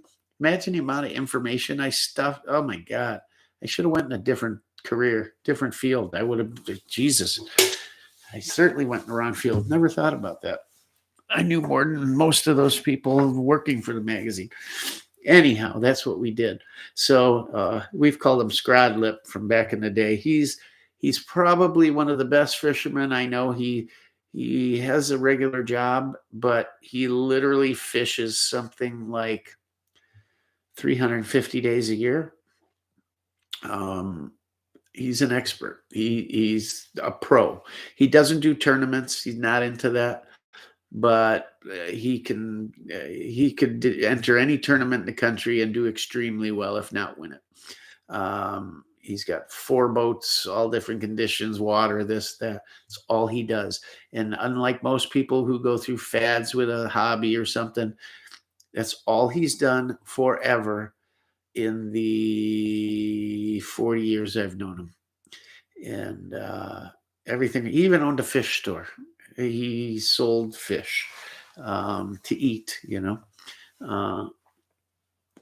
he literally lives, eats, breathes, sleeps fish, always has. Best fisherman I know, literally, other than me. Comes natural to me. Nobody can beat me at it. Number one. Right, Scradlet? Yep. He doesn't like fishing with me anymore. He doesn't invite me ever. I bring him to the range all the time, shoots my bullets, shoots my guns, uses my club memberships. I don't get to go fishing. Doesn't even call. Nothing. But I get it. He's just afraid of getting beat as usual. But yeah, the only thing he can beat me at is carp fishing. But who wants to catch carp anyways? Anyhow, back to guns. So old Scrodlip and I went out to the range Sunday, 2 days ago. He called me, said, "What are you doing?" I said, "I'm helping my daughter hang some blinds." He goes, "You're not at the range?" I said, "No." And he sounded real disappointed. I said, "Why? You want to go shoot?" And he says, "Well, yeah, it's a beautiful day. I was thinking." I said, "Okay, I'll be done here in a half hour. Start heading my way." We go to the range, and I told you he couldn't shoot stuff because his chest was cut open. So I brought the AR for him and the, what is that thing? The Ruger PC not the carbine, the Charger, 9mm. And then I brought the shotgun, the 590, and some other stuff that we didn't even get to. So I wanted to get the 590 video out of the way. So I start filming the video, and I shoot some birdshot through it, no problem. And I'm going to shoot slugs through it. And I had with me a ton of Black Aces tactical Russian-made slugs, 2 3/4 inch, 1 ounce slugs, super high brass. I mean, all slugs are high brass, but for some reason, this brass looked just a little bit, maybe 1/8 of an inch, maybe even 1/4 inch higher than normal, or maybe it's just my imagination that day. I don't know, but it just looked long. I wouldn't have thought about it had this not happened. I go to put the first round in, and it won't go in. It won't, like 1/4 inch it goes in, then it won't go. The tube's not locked up. It was catching something in the receiver, or the angle it was coming in on. That brass was so long, it was like the brass was catching on the receiver. I had to manipulate it a certain way to get them in. And it happened with every round. I took it, I jacked it all out. I did it again. It went. I kind of got the hang of how to do it, and it went in. But I've never had a shell do that to me on any shotgun. And I thought, well, let's try the Federal. Then the Federal was fine. So I don't know if it's at Black Aces. I don't know if it's something weird with the gun. I've used Black Aces on other guns. It's fine. So I was a little like peed on that. I'm like, this is this great do all, be all, end all, most magnificent pump. never fail you. Who needs automatics when you got a pump? Because they always work. Well, it worked like crap with those. And if you guys watched the Beretta 1301 video, I hadn't even sighted in the optic on it. I got up there, I fired 2 rounds, saw where it was hitting, and put the next 7 slugs right on that steel target at 100 yards. Just bing, bang, boom, bang, boom. Had a blast. I do the same thing with this. I can't hit the target to save my life. So I take it over to the bag and I put it on the bag. Now, second of all, I'm used to shooting these automatics, which take a lot of the gas and recoil away. Man, oh man, I feel sorry for you guys that have pumps and no automatic guns shooting slugs, because that thing, and I shoot more shotgun shells in a year than all of you combined. I promise you. Not bragging. I'm just saying I shoot that much trap. Always have. It's the main thing of my gun hobby, how it started, and I continue to do it. I just shoot a lot. And I've never been beaten up so bad by a gun in my life. I felt like my son when he got his first 20 gauge. I wanted to cry. You'll see the video. You'll laugh. You're like, look at he just beat the living shit out of himself. And it's funny. I'm like, ow. In the video, every shot was like, it got worse and more brutal because you're hitting the same spot. And my buddy's laughing at me. And oh my God, it's terrible. I don't know how you guys shoot those things. Anyhow, I shoot those, then I get on the bag, and I think I shot Federals. And at the end of the day, with the bead sight, you put the bead on it. It was hitting right where the bead was. And when I watched the video back, I could hear them hitting the steel down there. So I was hitting on a bunch of them. I think I hit 4 out of 7, or only missed 4. I don't remember what he told me. He could hear it, and then I heard it in the video. So I was hitting. I just wasn't seeing it. It wasn't hitting nearly as hard as that 1301 was. Man, that thing is just brutal on targets. But this thing, and then when I got on the bag, the way it was situated, I couldn't get it up high enough to where I'm behind the gun like this and it's in the pocket. It was like up here. Oh, man. If I didn't have a t-shirt on now, I'd show you, but it's black and blue, everything here, and yellow, and every color of the man. Oh man, it beat the snot out of me. And on the bag, from the recoil, as I shot the shot, the gun came back on the bag and hooked the pump, the forend, and brought it almost all the way back, except the shell's in there hanging on the ejector, and I just had to go tick, and it shot it out. So doing that, and then the last round, I know I got a round left. So I kick, the one goes out, slide it forward, click, nothing. What the hell happened? I know there's a round in there. Then I almost talked myself out of it. I open it up, nothing in the barrel, but there's one down under the lifter or whatever. There's or no, maybe it was still in the tube. Like, how did that happen? I mean, everybody talks about these things as being flawless. Oh, the Army and the Marines got them. These things, they're the be-all, end-all. They'll do anything, save your life. If you're surrounded by 300 Viet Cong, you'll fight your way out with 7 rounds in the 590 A1, because you got a bayonet. You'll stab them all on the way out. Make yourself a little hole, get through, That's what everybody talks. I'm not seeing it. It did some weird stuff where it was super hard to jack the shell out. Just some weird stuff. And I had thrown some oil in it and everything. It just didn't seem like it was having a few issues. Maybe it's just break-in. But to me, a pump, what's to break in? I mean, the thing goes. The action works fine enough when it doesn't have shells in it. So it really it had the one problem. And and in the video I say it may have something to do with being on the bag and it pulling the forend back from the recoil and stuff. Maybe that was doing weird things to it. I don't know.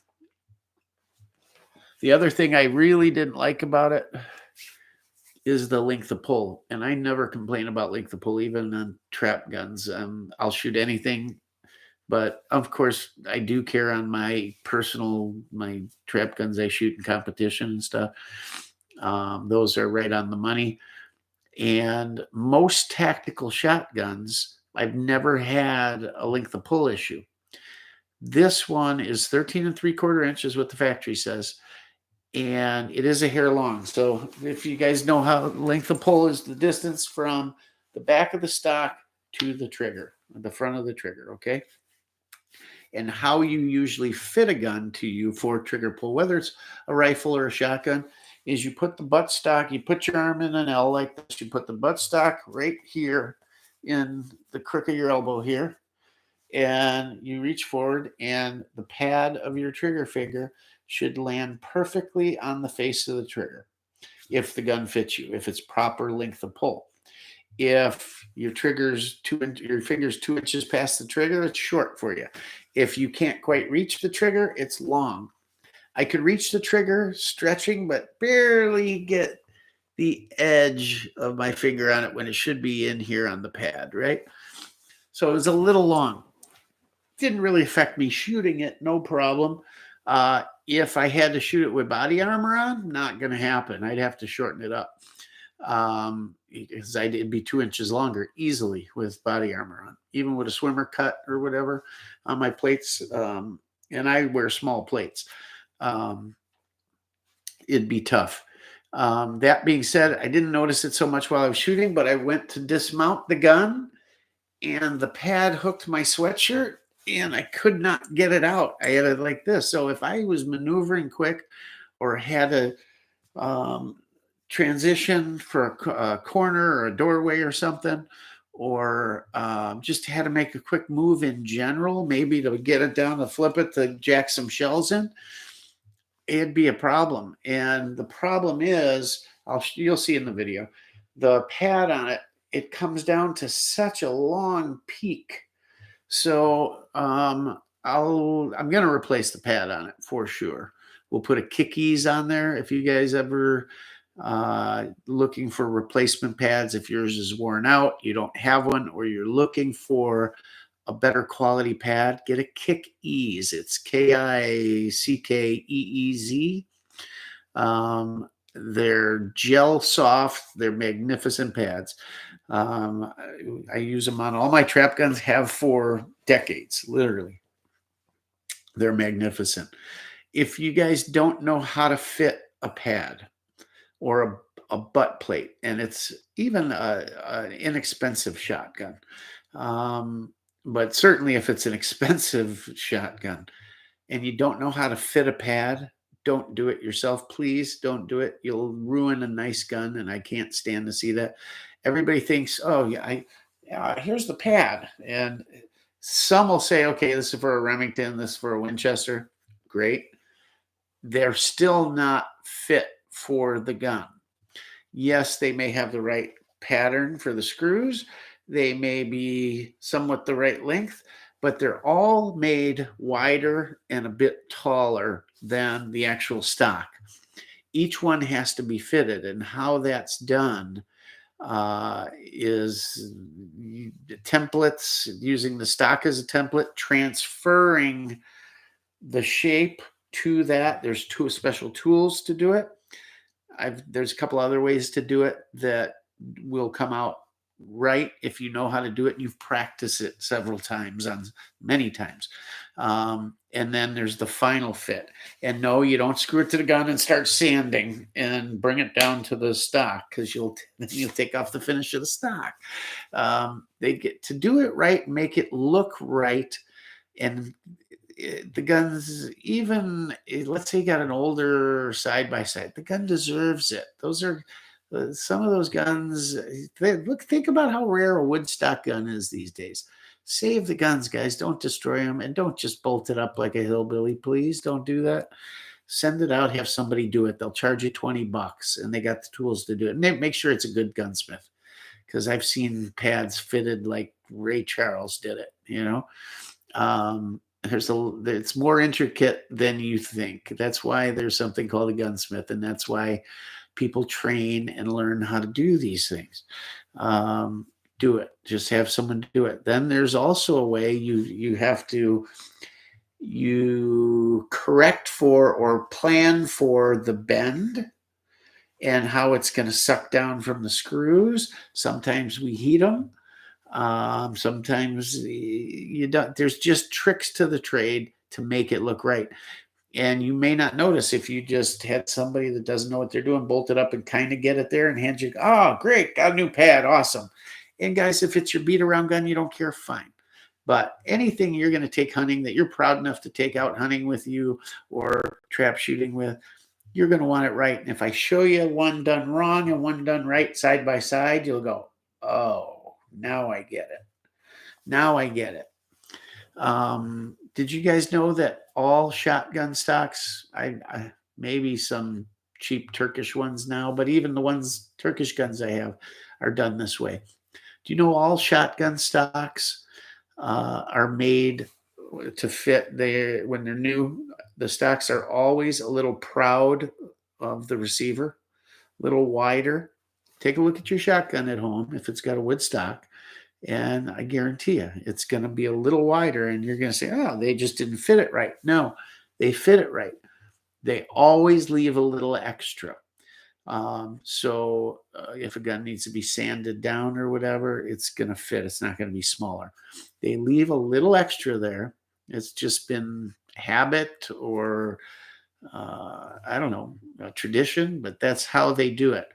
Part of it too, wood can swell and contract, that kind of thing based on humidity, but they always leave them a little proud. So if they have to be redone later on, or in the event a fairly expensive competition gun, or maybe, an over and under pigeon grade, something like that. If someone's going to do some custom work to the stock or change the cant of the stock or something like that. A lot of you probably didn't even know that you can change the cant on shotgun stocks, or that there's custom stock makers that will build your new stock at the proper cant. There's all kinds of things.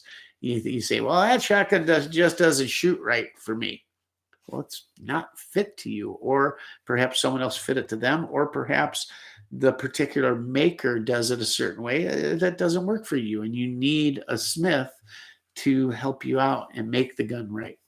So don't ever blame the gun. It's probably just that. Here, Beretta, that 1301, they send it with different plates, receiver plates, so I can change the cant on that gun if I want with the plate. Now that's polymer stock, but they still give it to you because you're not going to change. You can't sand the polymer down, right?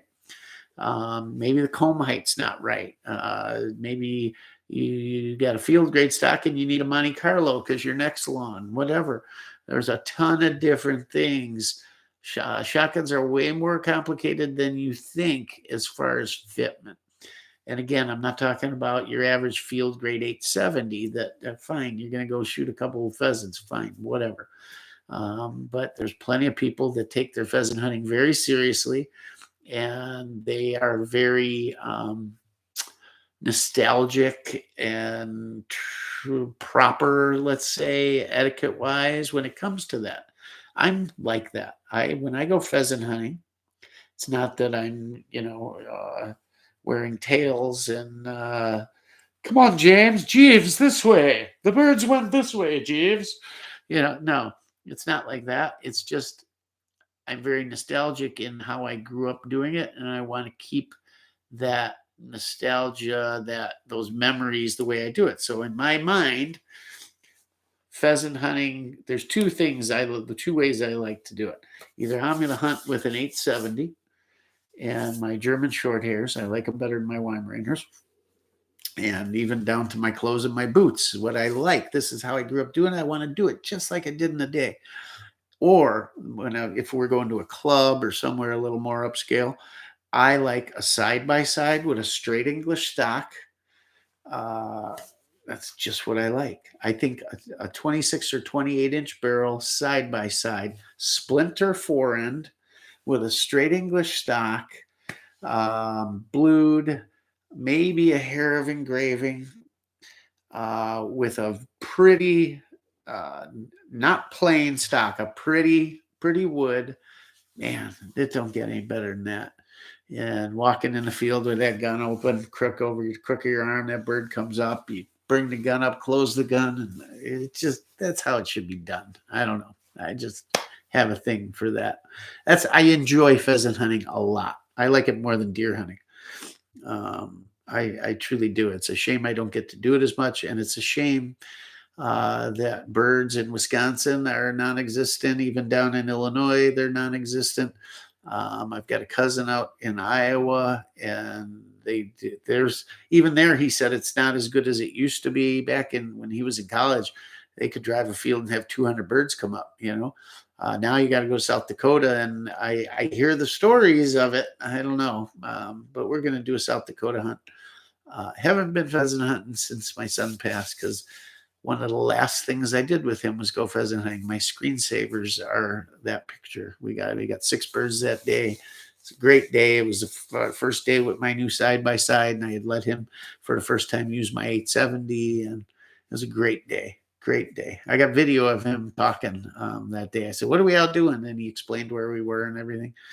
And it's cool. And I haven't been since, just because I don't know why, but I got to get out there and do it. Well, if it gets a little warmer here, we'll go. It's been so cold. This year's been a weird year, but anyhow, how I got on that? Oh, talking about that 590. So it's cool. The look is undeniably cool. It looks great with the bayonet on it. If you saw the unboxing, they put that stud in the end of the magazine tube cap. I moved it to the bayonet lug because the sling will hang much better. It'll go over your shoulder better. I don't worry about it somehow getting up around the barrel or something, moving quick. Just better. But I want to plug. I don't have to, but I want to plug that hole in the end. I could do it with something as simple as a set screw, but I think it looks good with the stud on there. So I'm going to find another stud, even if I have to make one or thread one or something to put on there. I'm going to go tomorrow to the surplus store and find me an M1 Grand green cotton sling for it. That'll be cool. I may get another bayonet for it simply because that bayonet is for my Colt AR. So I may get another one just for it. And let's see, the sling. What else did I say I needed on that? I'll do the pad eventually. I guess it'll be done then. It'll be kind of cool. I wish it had the heavy barrel. It used to be they had the 500 and the 590A1, and the 590A1 is what the Marines and Army use, and that has the heavy barrel. Well, and the 500 didn't. The differences were the 500 didn't get the heavy barrel. It got the plastic trigger guard and trigger and the plastic safety. The 590A1 had the steel and the heavy barrel. Well, when they came out with the 590, they still make the 500, but when they came out with the 590, the difference between all 590s and the 500 was they didn't have the plastic. Well, now the 590 gets the plastic and only the 590A1 gets the steel and the heavy barrel, and that's bullshit. They didn't say anything about it in the online or anywhere I read anything put out by Mossberg. And especially on the retrograde, you think, you're paying up for that. Why wouldn't there be? That's shitty. I don't know. Just not good. The finish, while it's matte, the 590A1 is parkerized also. More resilient finish. The 590 is blued, true bluing, but a flat blue. And the difference between a high gloss blue, a flat blue, or a satin blue, or a flat blue is simply the metal preparation underneath, how well you polish the gun. This has a flat blue, which looks good and correct on it. The 500s are bluing, but a higher gloss, which in my opinion should almost be what's on the 590. And the 500 should get the less finished, less polished bluing. Yes, I guess it's a trench gun, but the trench guns would have got worn. They would have dulled down. But they came when new, blued, and finished better. Guns were just finished better then. There were craftsmen building them, not assemblers, even on the low end guns. And you just don't see that anymore. It's a shame. I said in the video when I oiled that, it was the first time in a long time that I took the gun out of the box and had a blued gun with wood and went, oh God, I got to spray it all down and get it all soaked into the bluing, and it was nice to do that again. I just wish it had the better bluing, because that flatter bluing, frankly, it was marked up out of the box. There's some shiny areas on it that it rubbed. It was on display at the shop, but he had just put it up, and it was in back where not everybody could just grab it. And it was not marked when I first saw it, but through shipping it up here to Wisconsin from Florida, it was in a plastic bag in the factory box, how they ship it, and it must have just rubbed while it was being shipped, and there's a couple marks on it. I know some of you guys are saying, big deal, Rock, who cares? When I get something, I want it perfect. Let me put the scratch in it, then I'll sell it. I don't like scratches. But anyhow, I disappointed on the plastic stuff, disappointed on the finish a little bit. Disappointed no heavy barrel.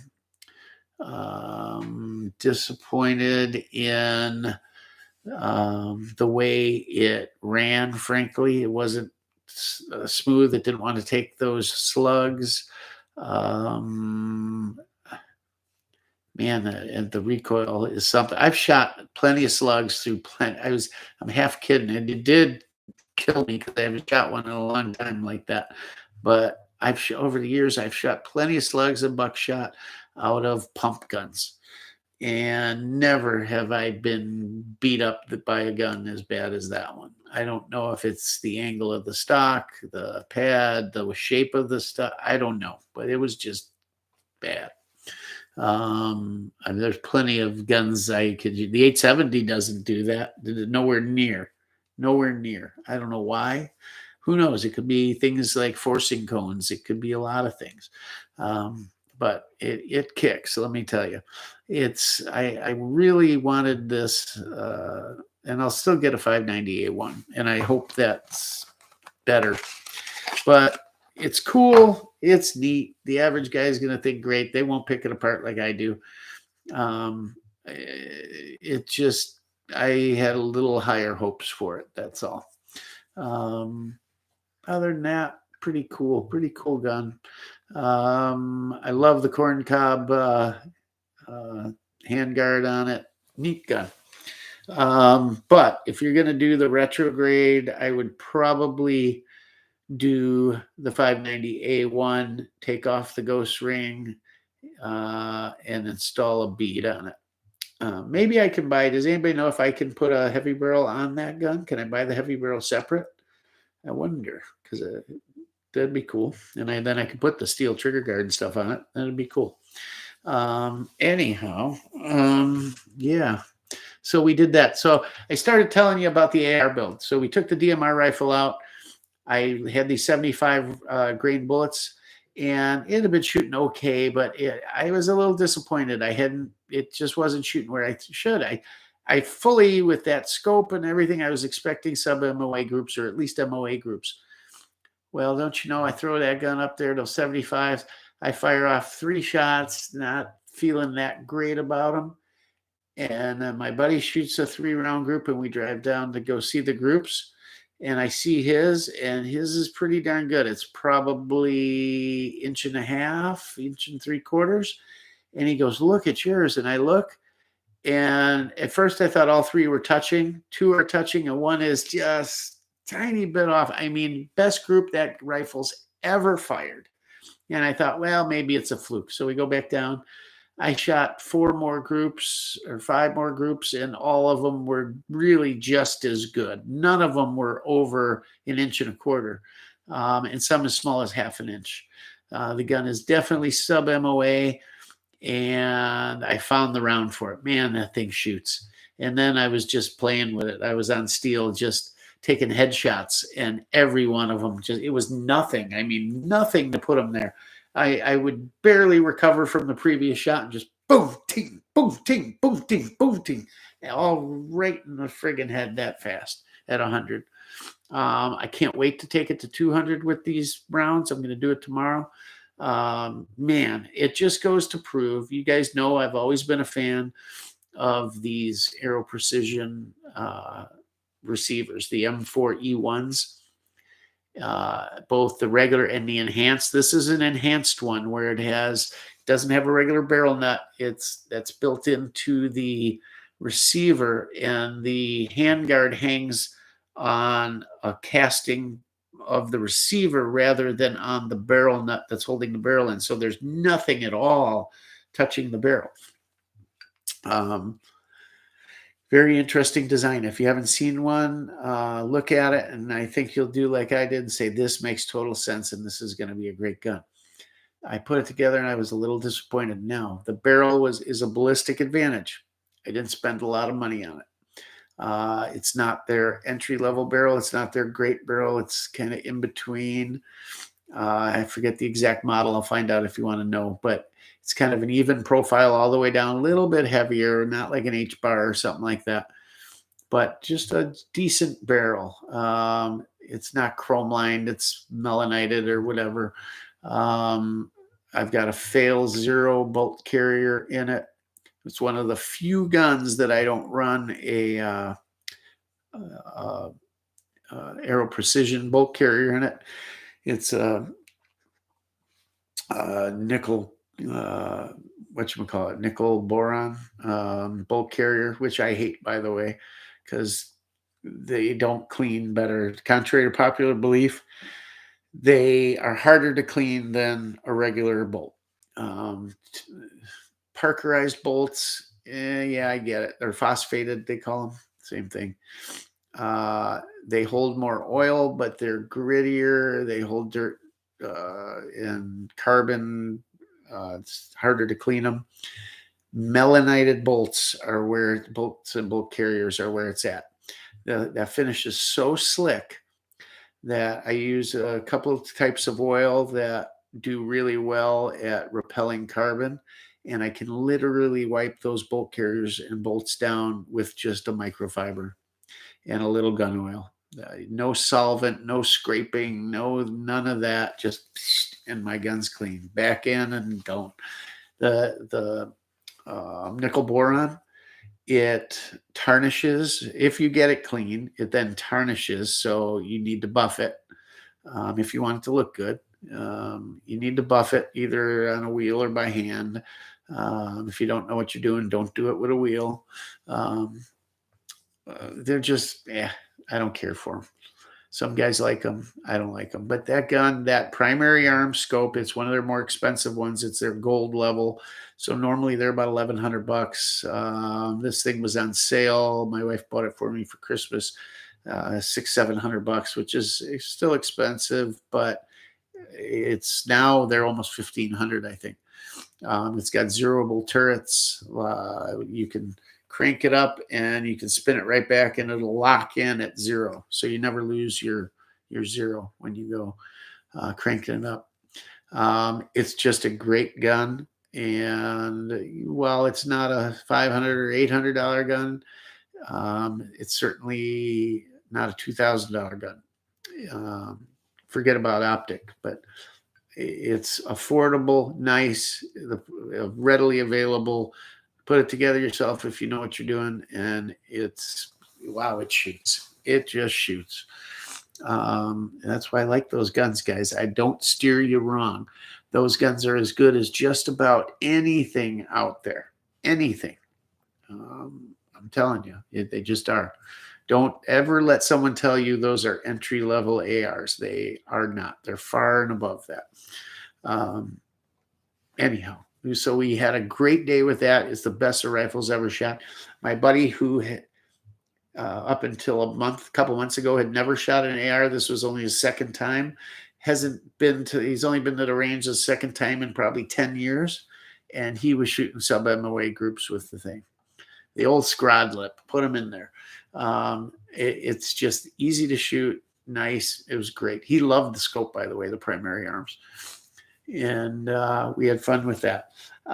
We then, you'll see a video on this. We took that Charger PC Ruger 9mm brace pistol, and just from a standing position, I took a 30-round mag and plugged them all right into the steel at 100 yards with a 4-inch barrel. Again, proves out what I tell you guys, that these short little barrels on whatever, 7.5-inch AR, yeah, you lose velocity on them. I get it. But at 100, it's fine. And they are way more accurate than you would ever think. The Scorpions, that Charger, the Sam 7 pistol, that's a 4-inch barrel. It's got the removable barrel, you know, on that little Ruger Charger. That thing was so on the money with just a red dot. You have no idea. We were just plinking them in there, having a blast. If you sight it at 50 and your ammo's running, I think it's 1125 or 1150, your drop at 100 is no drop. It's even. It'll be same trajectory at 50 yards as it is at 100. They're even. You'll see no drop or no rise. Sight those guns in at 50 for your average ammo out there. You'll be within an inch, I promise you. So we had a blast with that. That thing was just fun. I had done the video on it. I wasn't that excited about it when I got it. When I got it, I thought it looked kind of weird. The mag slanted backwards. It comes with 2 magwells. You can either use the Ruger mags that come with it, or you can put the Glock magwell in it and run Glock mags, then you can run those 32 rounders or 23 rounders, which fit nice too. They work great, but whoever designed the magwell left it where there's a significant amount of wobble back and forth on it.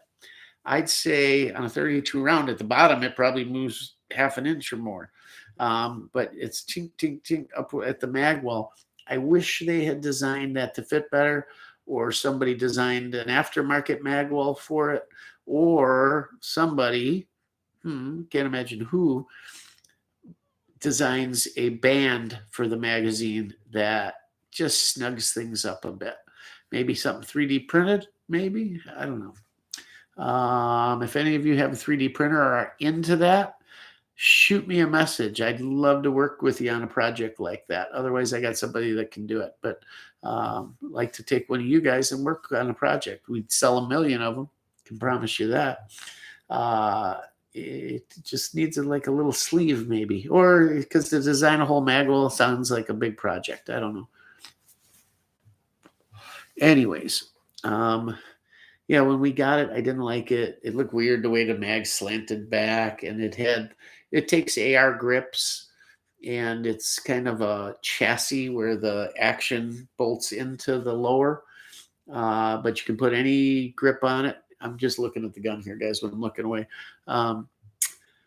You can put any AR grip, so we put our Magpul K grips that we like on it. That helped a ton because it straightened it out rather than being at that weird angle. We put the brace on it, it got cooler. We put the red dot on it, it got cooler. The trigger is, I like it. It's different, it's neat. It's got a plunger style trigger, kind of like an FN, where the trigger hits a little plunger at the back and pushes the plunger, and the plunger is what manipulates the trigger. I finally switched the SG tactical brace for that gun. Normally flips to the left, which then precludes you from having the charging handle on the left side because it won't close all the way. And while you can charge it on the right side like an AK, you'd be reaching under like an AK or whatever. Well, on this gun, it makes more sense to keep your hand on the pistol grip. And reason being, there's no other way to charge the weapon other than to pull back on the bolt a little and let it go when it's in the open, locked open position. You put a new mag in it, and the bolt's locked open from the previous one.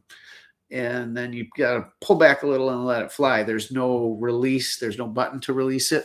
So when you're doing a reload, you have to get a hold of that bolt. Well, why make it longer? I have to go to the other side, and all when I can switch. It's got an ambidextrous handle. You can take it off the one side, put it on the other, and why not take advantage of that? Well, with the left folding brace, you couldn't. And then somebody said, well, hey, Chris, if you switch the arm over, you can make that brace fold to the right. While it doesn't quite meld to the gun as nicely that way, because there's a little bit different shape to it when you flip it over, it's fine. It actually lowers the stock one too, because I got to bring it down one on the pick rail mount on the back to avoid, so it's below the ejection port. So you can fire it folded and it ejects just fine. And it works better with the red dot as far as height. And you can charge it from the left. It's all in all, it's just after fiddling with it and doing and having it for a little while, playing with settings and setups, it's really a nice gun. And it's inexpensive. That gun's $600 to $699 versus the Scorpion at $1,000 to $1,500. Plus the Scorpion, you're going to add another $1,000 worth of stuff to it by the time you're done. You can fire it like it is, but you're going to add an optic. You're going to do a trigger kit because the trigger sucks on it. You're going to do a grip. You're looking at it. You're going to do QD points. You're going to do a brace. You're going to do, I don't know. I got a ton of stuff on there. Oh, you're going to change the safety out because it's going to rub a hole in your finger. So you're going to do a reverse safety or an AK style safety on it. Don't get me wrong. They're nice guns. I love them. I love my Scorpions. But if you're looking to save money and you want a pistol caliber braced pistol, it's a great way to go for that kind of money. Throw a cheapy SG brace on it instead of the factory CZ thing, and put any old red dot on it, and you are in biz. And Glock mags. Everybody's got Glock mags laying around, a ton of them. They're available. They always work. They always feed right. I don't think I've had one misfeed with that gun. It's just been great. It ejects evenly in the same spot if you're firing at a slow to moderate pace. When you start rocking them out of there, you'll get a bunch in the same spot, and then you'll get one here, one there, one up, one down, one here, but none of them have hung up, not one. And I fired all kinds of ammo through it, and we were firing reloads through it. And I had so much fun. I got home and loaded up 400 more 9s, 300 more 5.56. I went on a loading spree. I've got all this brass prepped and primed and ready to go. I said, you know what? I'm going to load some of it. So we're going to have a good time tomorrow. I hope it's good. I do want to go to the reloading store, so I don't know. We'll see what happens tomorrow. Let me see if this video is still uploading. Wouldn't it be funny if I lost it? 95% complete after almost 2 days of uploading.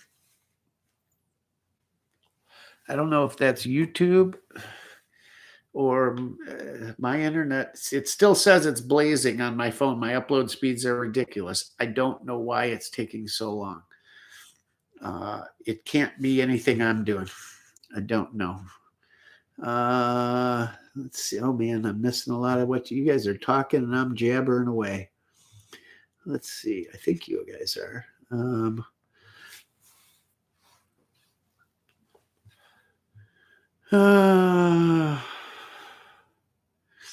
Good gun, similar to the Burrill, which are nice. I want a Burrill.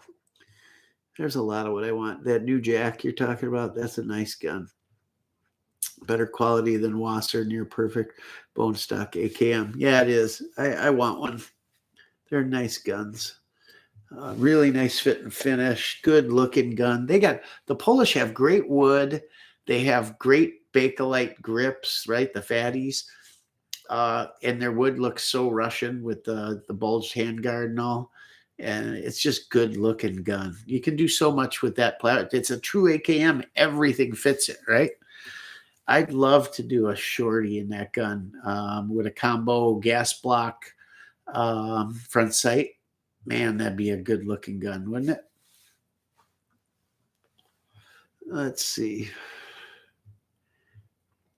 Dixie living, that ain't right. Scrod lip. Take the rock fishing. I hope he sees this. He's gonna die when he sees Scrod lip. It's just so funny. He's one of these kids that never grew up, and he talks the same way he did in high school, and he remembers every little thing he did in high school and recites it verbatim, and the names and the mannerisms and the little sayings are all still there. He's hilarious. He's a good guy. Mrs. Rock loves him. He stood up in her wedding. Matter of fact, he stood up with my sister-in-law, I believe. I think she walked down the aisle with him. My red-headed buddy. Let's see. Some oils have actually gummed up on my nickel boron bolt carriers. I just don't care for them. Those guys, if you're going to do a bolt carrier, do the nitrided. Man, they are so slick. They damn near. If you got a cerakoted AR where they did a nice cerakoting and the whole channel is done nicely, and you throw a nitrided bolt carrier in there, you don't need oil. I'm telling you, the gun just, man, it's so slick. Rock Talk to Terribly Tactical on YouTube about 3D stuff. Oh, okay. You must know him, huh? Tommy, are you out of here, or was Alan out here? Alan, thank you if I missed you. Thanks. I appreciate it. Tommy, don't own a Glock. I have had many, but never kept them. I had a 26. I hated it. Felt like a big, chunky little midget gun. And I got a 17, which I like, and I shoot exceptionally well, but I don't care for it. I put sights on it, though, but man, I like it so much better with these Trigicons on it. Man, the orange front, I love it. I was playing with it today. You know what I carried today? Carried a 1911 today. I love carrying a 1911. It's just the weight, If you're in jeans and you can do a high outside the waistband holster, you got a jacket on, fine. But I was carrying it in, sitting right over here. I was carrying it in the holsters in the other room, a crossbreed, and I was wearing what I'm wearing today right here. And I didn't even notice that gun was on me all day. The only thing is it's a full size, so the barrel hung out, and the barrel was printing on at the 5 o'clock position on my pants because they're a little tighter. I noticed that, but it's good to be able to grab the barrel and hike everything up with it. But I don't care. I give a damn if I'm printing. But it was comfy, and it was good to know I had that. I just carried a honking 636, 686 Smith, the heaviest one they made. I like metal guns, and it just felt good. And I didn't even notice it was there. Drove with it, everything, all day at work, everything. And I carried that Rock Island GI Standard. That's a cool gun. I just like it. It's so plain. I like it. It's so simple. And for a cheap gun, God, the thing just runs. We're going to put about 150 rounds through. No, I'm going to put 300 rounds through that gun tomorrow. I got 300 rounds loaded up, and I'm going to just blast away. And really break that thing in, make it look how it should so it matches the Grand. Been having a ton of fun. Winter's a great time to reload, and I've been having so much fun with it, and getting a little done every night, or a lot done every night. The hard part's the brass prep. If you guys aren't into it yet, get into it. Don't be afraid. Jump in, read a book, get a set, and start the easy way with a single little press. I'm going to progressive here real quick, but it's been fun. We did get the Tavor out to the range too, and man, was that gun so much fun to shoot. So tomorrow I'm bringing a bunch of stuff too, and we're just going to have fun. I haven't had Haven't done the comparison shotgun video yet. I'm not going to do it tomorrow. I'm slugged out for a little while. I put 50 slugs through that gun, some of them 3-inch. Yeah, it took its toll. Yesterday, my arm was tired. You know how when your arm gets beat up, it feels like you pulled a muscle? I felt like I was walking around like this all day. You guys are going to laugh when you see the video. You will get a good chuckle out of it. You definitely will. And good, you should. It's funny. So that's about it, guys. It was a really good week, a really good range day. I got out with my buddy. Thank God he's okay. We make fun of the scrod lip sometimes, but he's such a good guy. He'll do anything for you. He gave me a quad. Gave me. He was up helping me take the boats out this last fall, and just said I needed help because I didn't have Jono, and he went up with me. He mentioned something about a quad. He was going to give it to my neighbor for parts, and ended up giving it to me. Brand new snowplow on it, a Warren winch, and it's an '06 Polaris Sportsman mint with super low miles. Needed a battery. That was about it. And he didn't think it ran well. He thought the 4-wheel drive was out in reverse because he didn't know you had to hit and hold the button. He said the plastic was all cracked and broken. It was missing 2 little 5-cent plastic pins. And he said the headlight went on and off because there was a loose connection. So I put a battery in it and about half an hour worth of work, and what's an '06 with almost no miles and a brand new plow and Warren winch worth $6,000, $5,000. With today, the money they're getting for stuff, I think it's 5 to 7, somewhere in there. I don't know. Free. Here, take it. Because I helped him get his new side-by-side, and I mounted his plow for him and changed his oil. That's the kind of guy he is. He's just a good dude. And even though when he found out it needed just a couple things, I said, Paul, I can't take it. Take it. Nope, I gave it to you. It's yours, man. Have fun. Plow your driveway with it. It's the kind of guy he is. And we've been friends for 40 years. And he found out by accident. Thank God. This is how God works, guys. He drives a truck for a living, okay? Delivers liquor for a big distributor. And has been doing that a long time. Union driver, whatever. I think he's a union driver. Anyhow, to keep your CDL, you have to have a medical exam. So he went in for his typical one. He's in shape. He's in good shape. He doesn't drink, doesn't smoke. I don't know how well he eats, but he's in shape. He's not overweight by even a slight amount. Just in good health. So when they came back and said, sorry, we're not giving you your license, you got an issue. We saw something with your heart, a regular beat or something. I forget. So he goes, they sent him, he told me, and I thought, well, he's going in to get it checked. And I said, well, that's what my wife knows and does. You want to talk to her, and she can explain what your doctors say or interpret it for you. And I know you're getting good advice and whatever. Next thing I know, I don't hear from him. And then another friend of ours calls, says, you need to call Paul. He's getting out of the hospital today. I said, what? He says, yeah, he almost died. When they found out, I guess it was a problem since he was younger, but the valve had calcified so bad that when the doctor cut it out, it was in his hand. I guess he touched it. It just crumbled. It was so calcified. Could have went at any moment. They put a pig valve in him. And he was doing rehab. When I talked to him, he sounded so bad, so tired. And, that's just not him. He's up and going and crazy. And I thought, oh, God, please. And he came through it just fine. And we're happy to have him because he's just a good guy. And you never know, guys. Talk to your friends. Always tell them what they mean to you. You never know.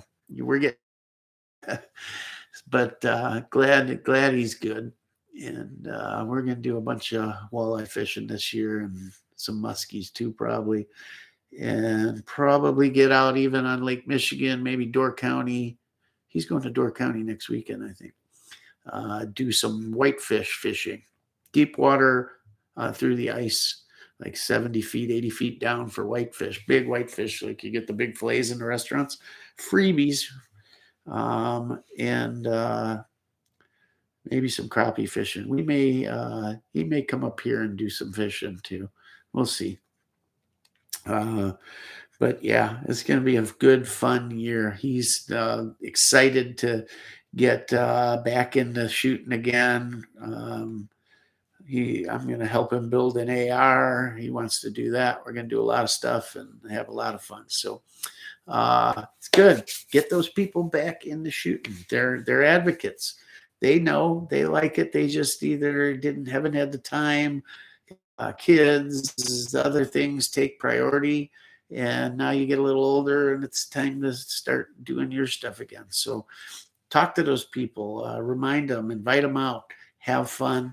You got to speak up. Like I say, speak your mind. Don't be afraid to speak your mind. You're not going to offend anybody. You're not going to upset them. If you do offend them, just by talking about it, by telling them your point of view, if they're your friends, acquaintances, whatever, and you offend them, you don't want to be hanging with them anyways. So what's the difference?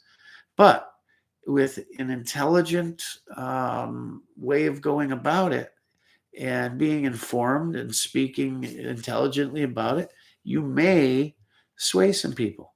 Use the current events that are going on to possibly change somebody's way of thinking. Maybe you can show them in real-time action how important it is, because without it we don't have any other rights, and that's not a right that your government gave you. It's a right that God gave you. God gave you your life, and your life is the most important thing he gave you. And being as he gave you that right, you have the right to defend that right with everything and anything in your power. Someone's trying to take it, you have the right to defend it. No one gave you that right. No one said, well, you didn't have this right, but we're going to give it to you, even though we want to take it away from you. They didn't give it to you. You had it, and no one can take it away. Remember that. And if they try to, well, then we have to deal with that, don't we? And one day we may have to. Don't be afraid to talk about it. Don't be afraid what they say. Don't be afraid if you're going to offend anyone. Don't be afraid of your government. It's supposed to be the other way around. They're supposed to be afraid of you. They're supposed to be afraid of the people, right? That's what keeps the things in check. It's not saying that we want to do anything harmful or anything like that. Not saying that at all. It's just, this is how it was written. This is how the founding fathers put it down. Read the Federalist Papers someday. A lot of interesting things. It speaks from where their thinking was while they were developing all of this, where they were coming from. It's what constitutional lawyers, the Supreme Court judges, it's what they look to when they want to figure out what they meant by a law or how they interpreted, how they saw it. There's a lot of insight in there. And the people that are against the Second Amendment, they don't want to read that because it's very plain and very clear. And when you read those Federalist Papers, what they meant and what they meant for our rights to be. So read them. Don't be one of those guys that says, yeah, I'm all for it, but you're not informed. Take the time and read it. Look it up when you're bored and read a little bit about it. It's interesting enough that you'll probably keep reading. And at least then you can speak intelligently. And when someone asks you a question, or you always got that one expert in the crowd, right? He's going to tell you how. And if you're not prepared, he will make an idiot out of you, even though he's wrong 99% of the time, or has interpreted it wrong, or just used a piece of it, leaving out a whole bunch here to make it seem like he's correct or she's correct. And they're not, I promise you. There's only one way to interpret it. It's like the amendment itself shall not be infringed. Very, very clear. That leaves little to no interpretation, correct? Infringed, meaning the tiniest bit of encroachment, right? Shall not be. That pretty much makes every gun law we have in this country an illegal law. Every single one of them. It's very plain, very simple. But yet they'll take bits and pieces and this and that and commas and try and blow it out of the water, leaving out the important part that tells you why that's there, you know? So do the research, read it. Hell, you can probably find it on a telebook or whatever the hell they call them, riding to work. When's the last time you read the Constitution? When's the last time you read the Declaration of Independence? Read it. Next time you're in the bathroom spending a little time, instead of the Hot Rod magazine or the gun magazine, bring your phone, pull it up and read it. Read it. You don't remember it. I promise you don't. Very few of you here, maybe. Read it. Take the time so you can make the argument. There's not even an argument. When you know it, there's no argument. And then you can bring it across to them intelligently. Because when you don't, you take us backwards. You know what I mean? Be able to explain to your children, to younger members of the family, to your wife maybe, whoever. Take the time, please. At that, we're at 2.5 hours, guys. I got to go get some food. I got to go. It's freezing. I'm going to go snuggle up with my Mrs. Rock.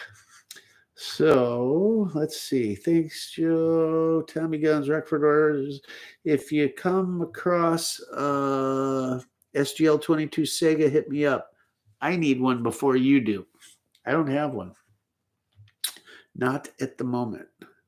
And if I was going to do one, that'd be the one I'd do. So, yeah, why not? Man, that is some hard luck. Didn't get it. I don't know. Yes, always speak your mind, even if she doesn't like it. Good night, guys. I appreciate you all. Thank you all so much for the super chats. I'll be getting your stuff out today. Send your addresses to my email, rockfordordnance@gmail.com. Just add the IN ordinance like a city ordinance. I'm sorry, he didn't know at the time. I do have both.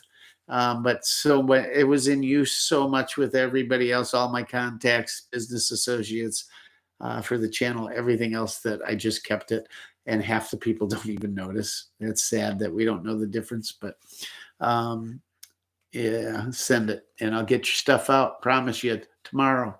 Worst case scenario by the weekend, but I want to get it out to you and you guys enjoy it. And as soon as I get that off my plate, we can do some more contests because Mrs. Rock has a bunch of good stuff coming up for you.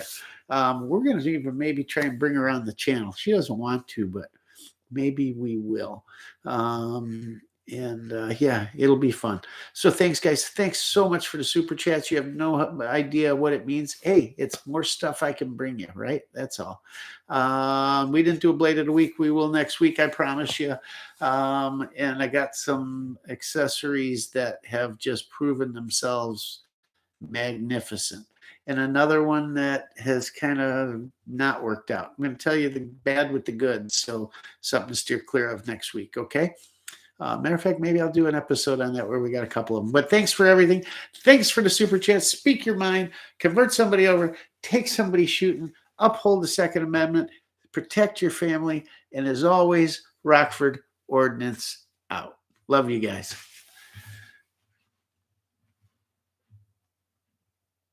Good night. Gracie.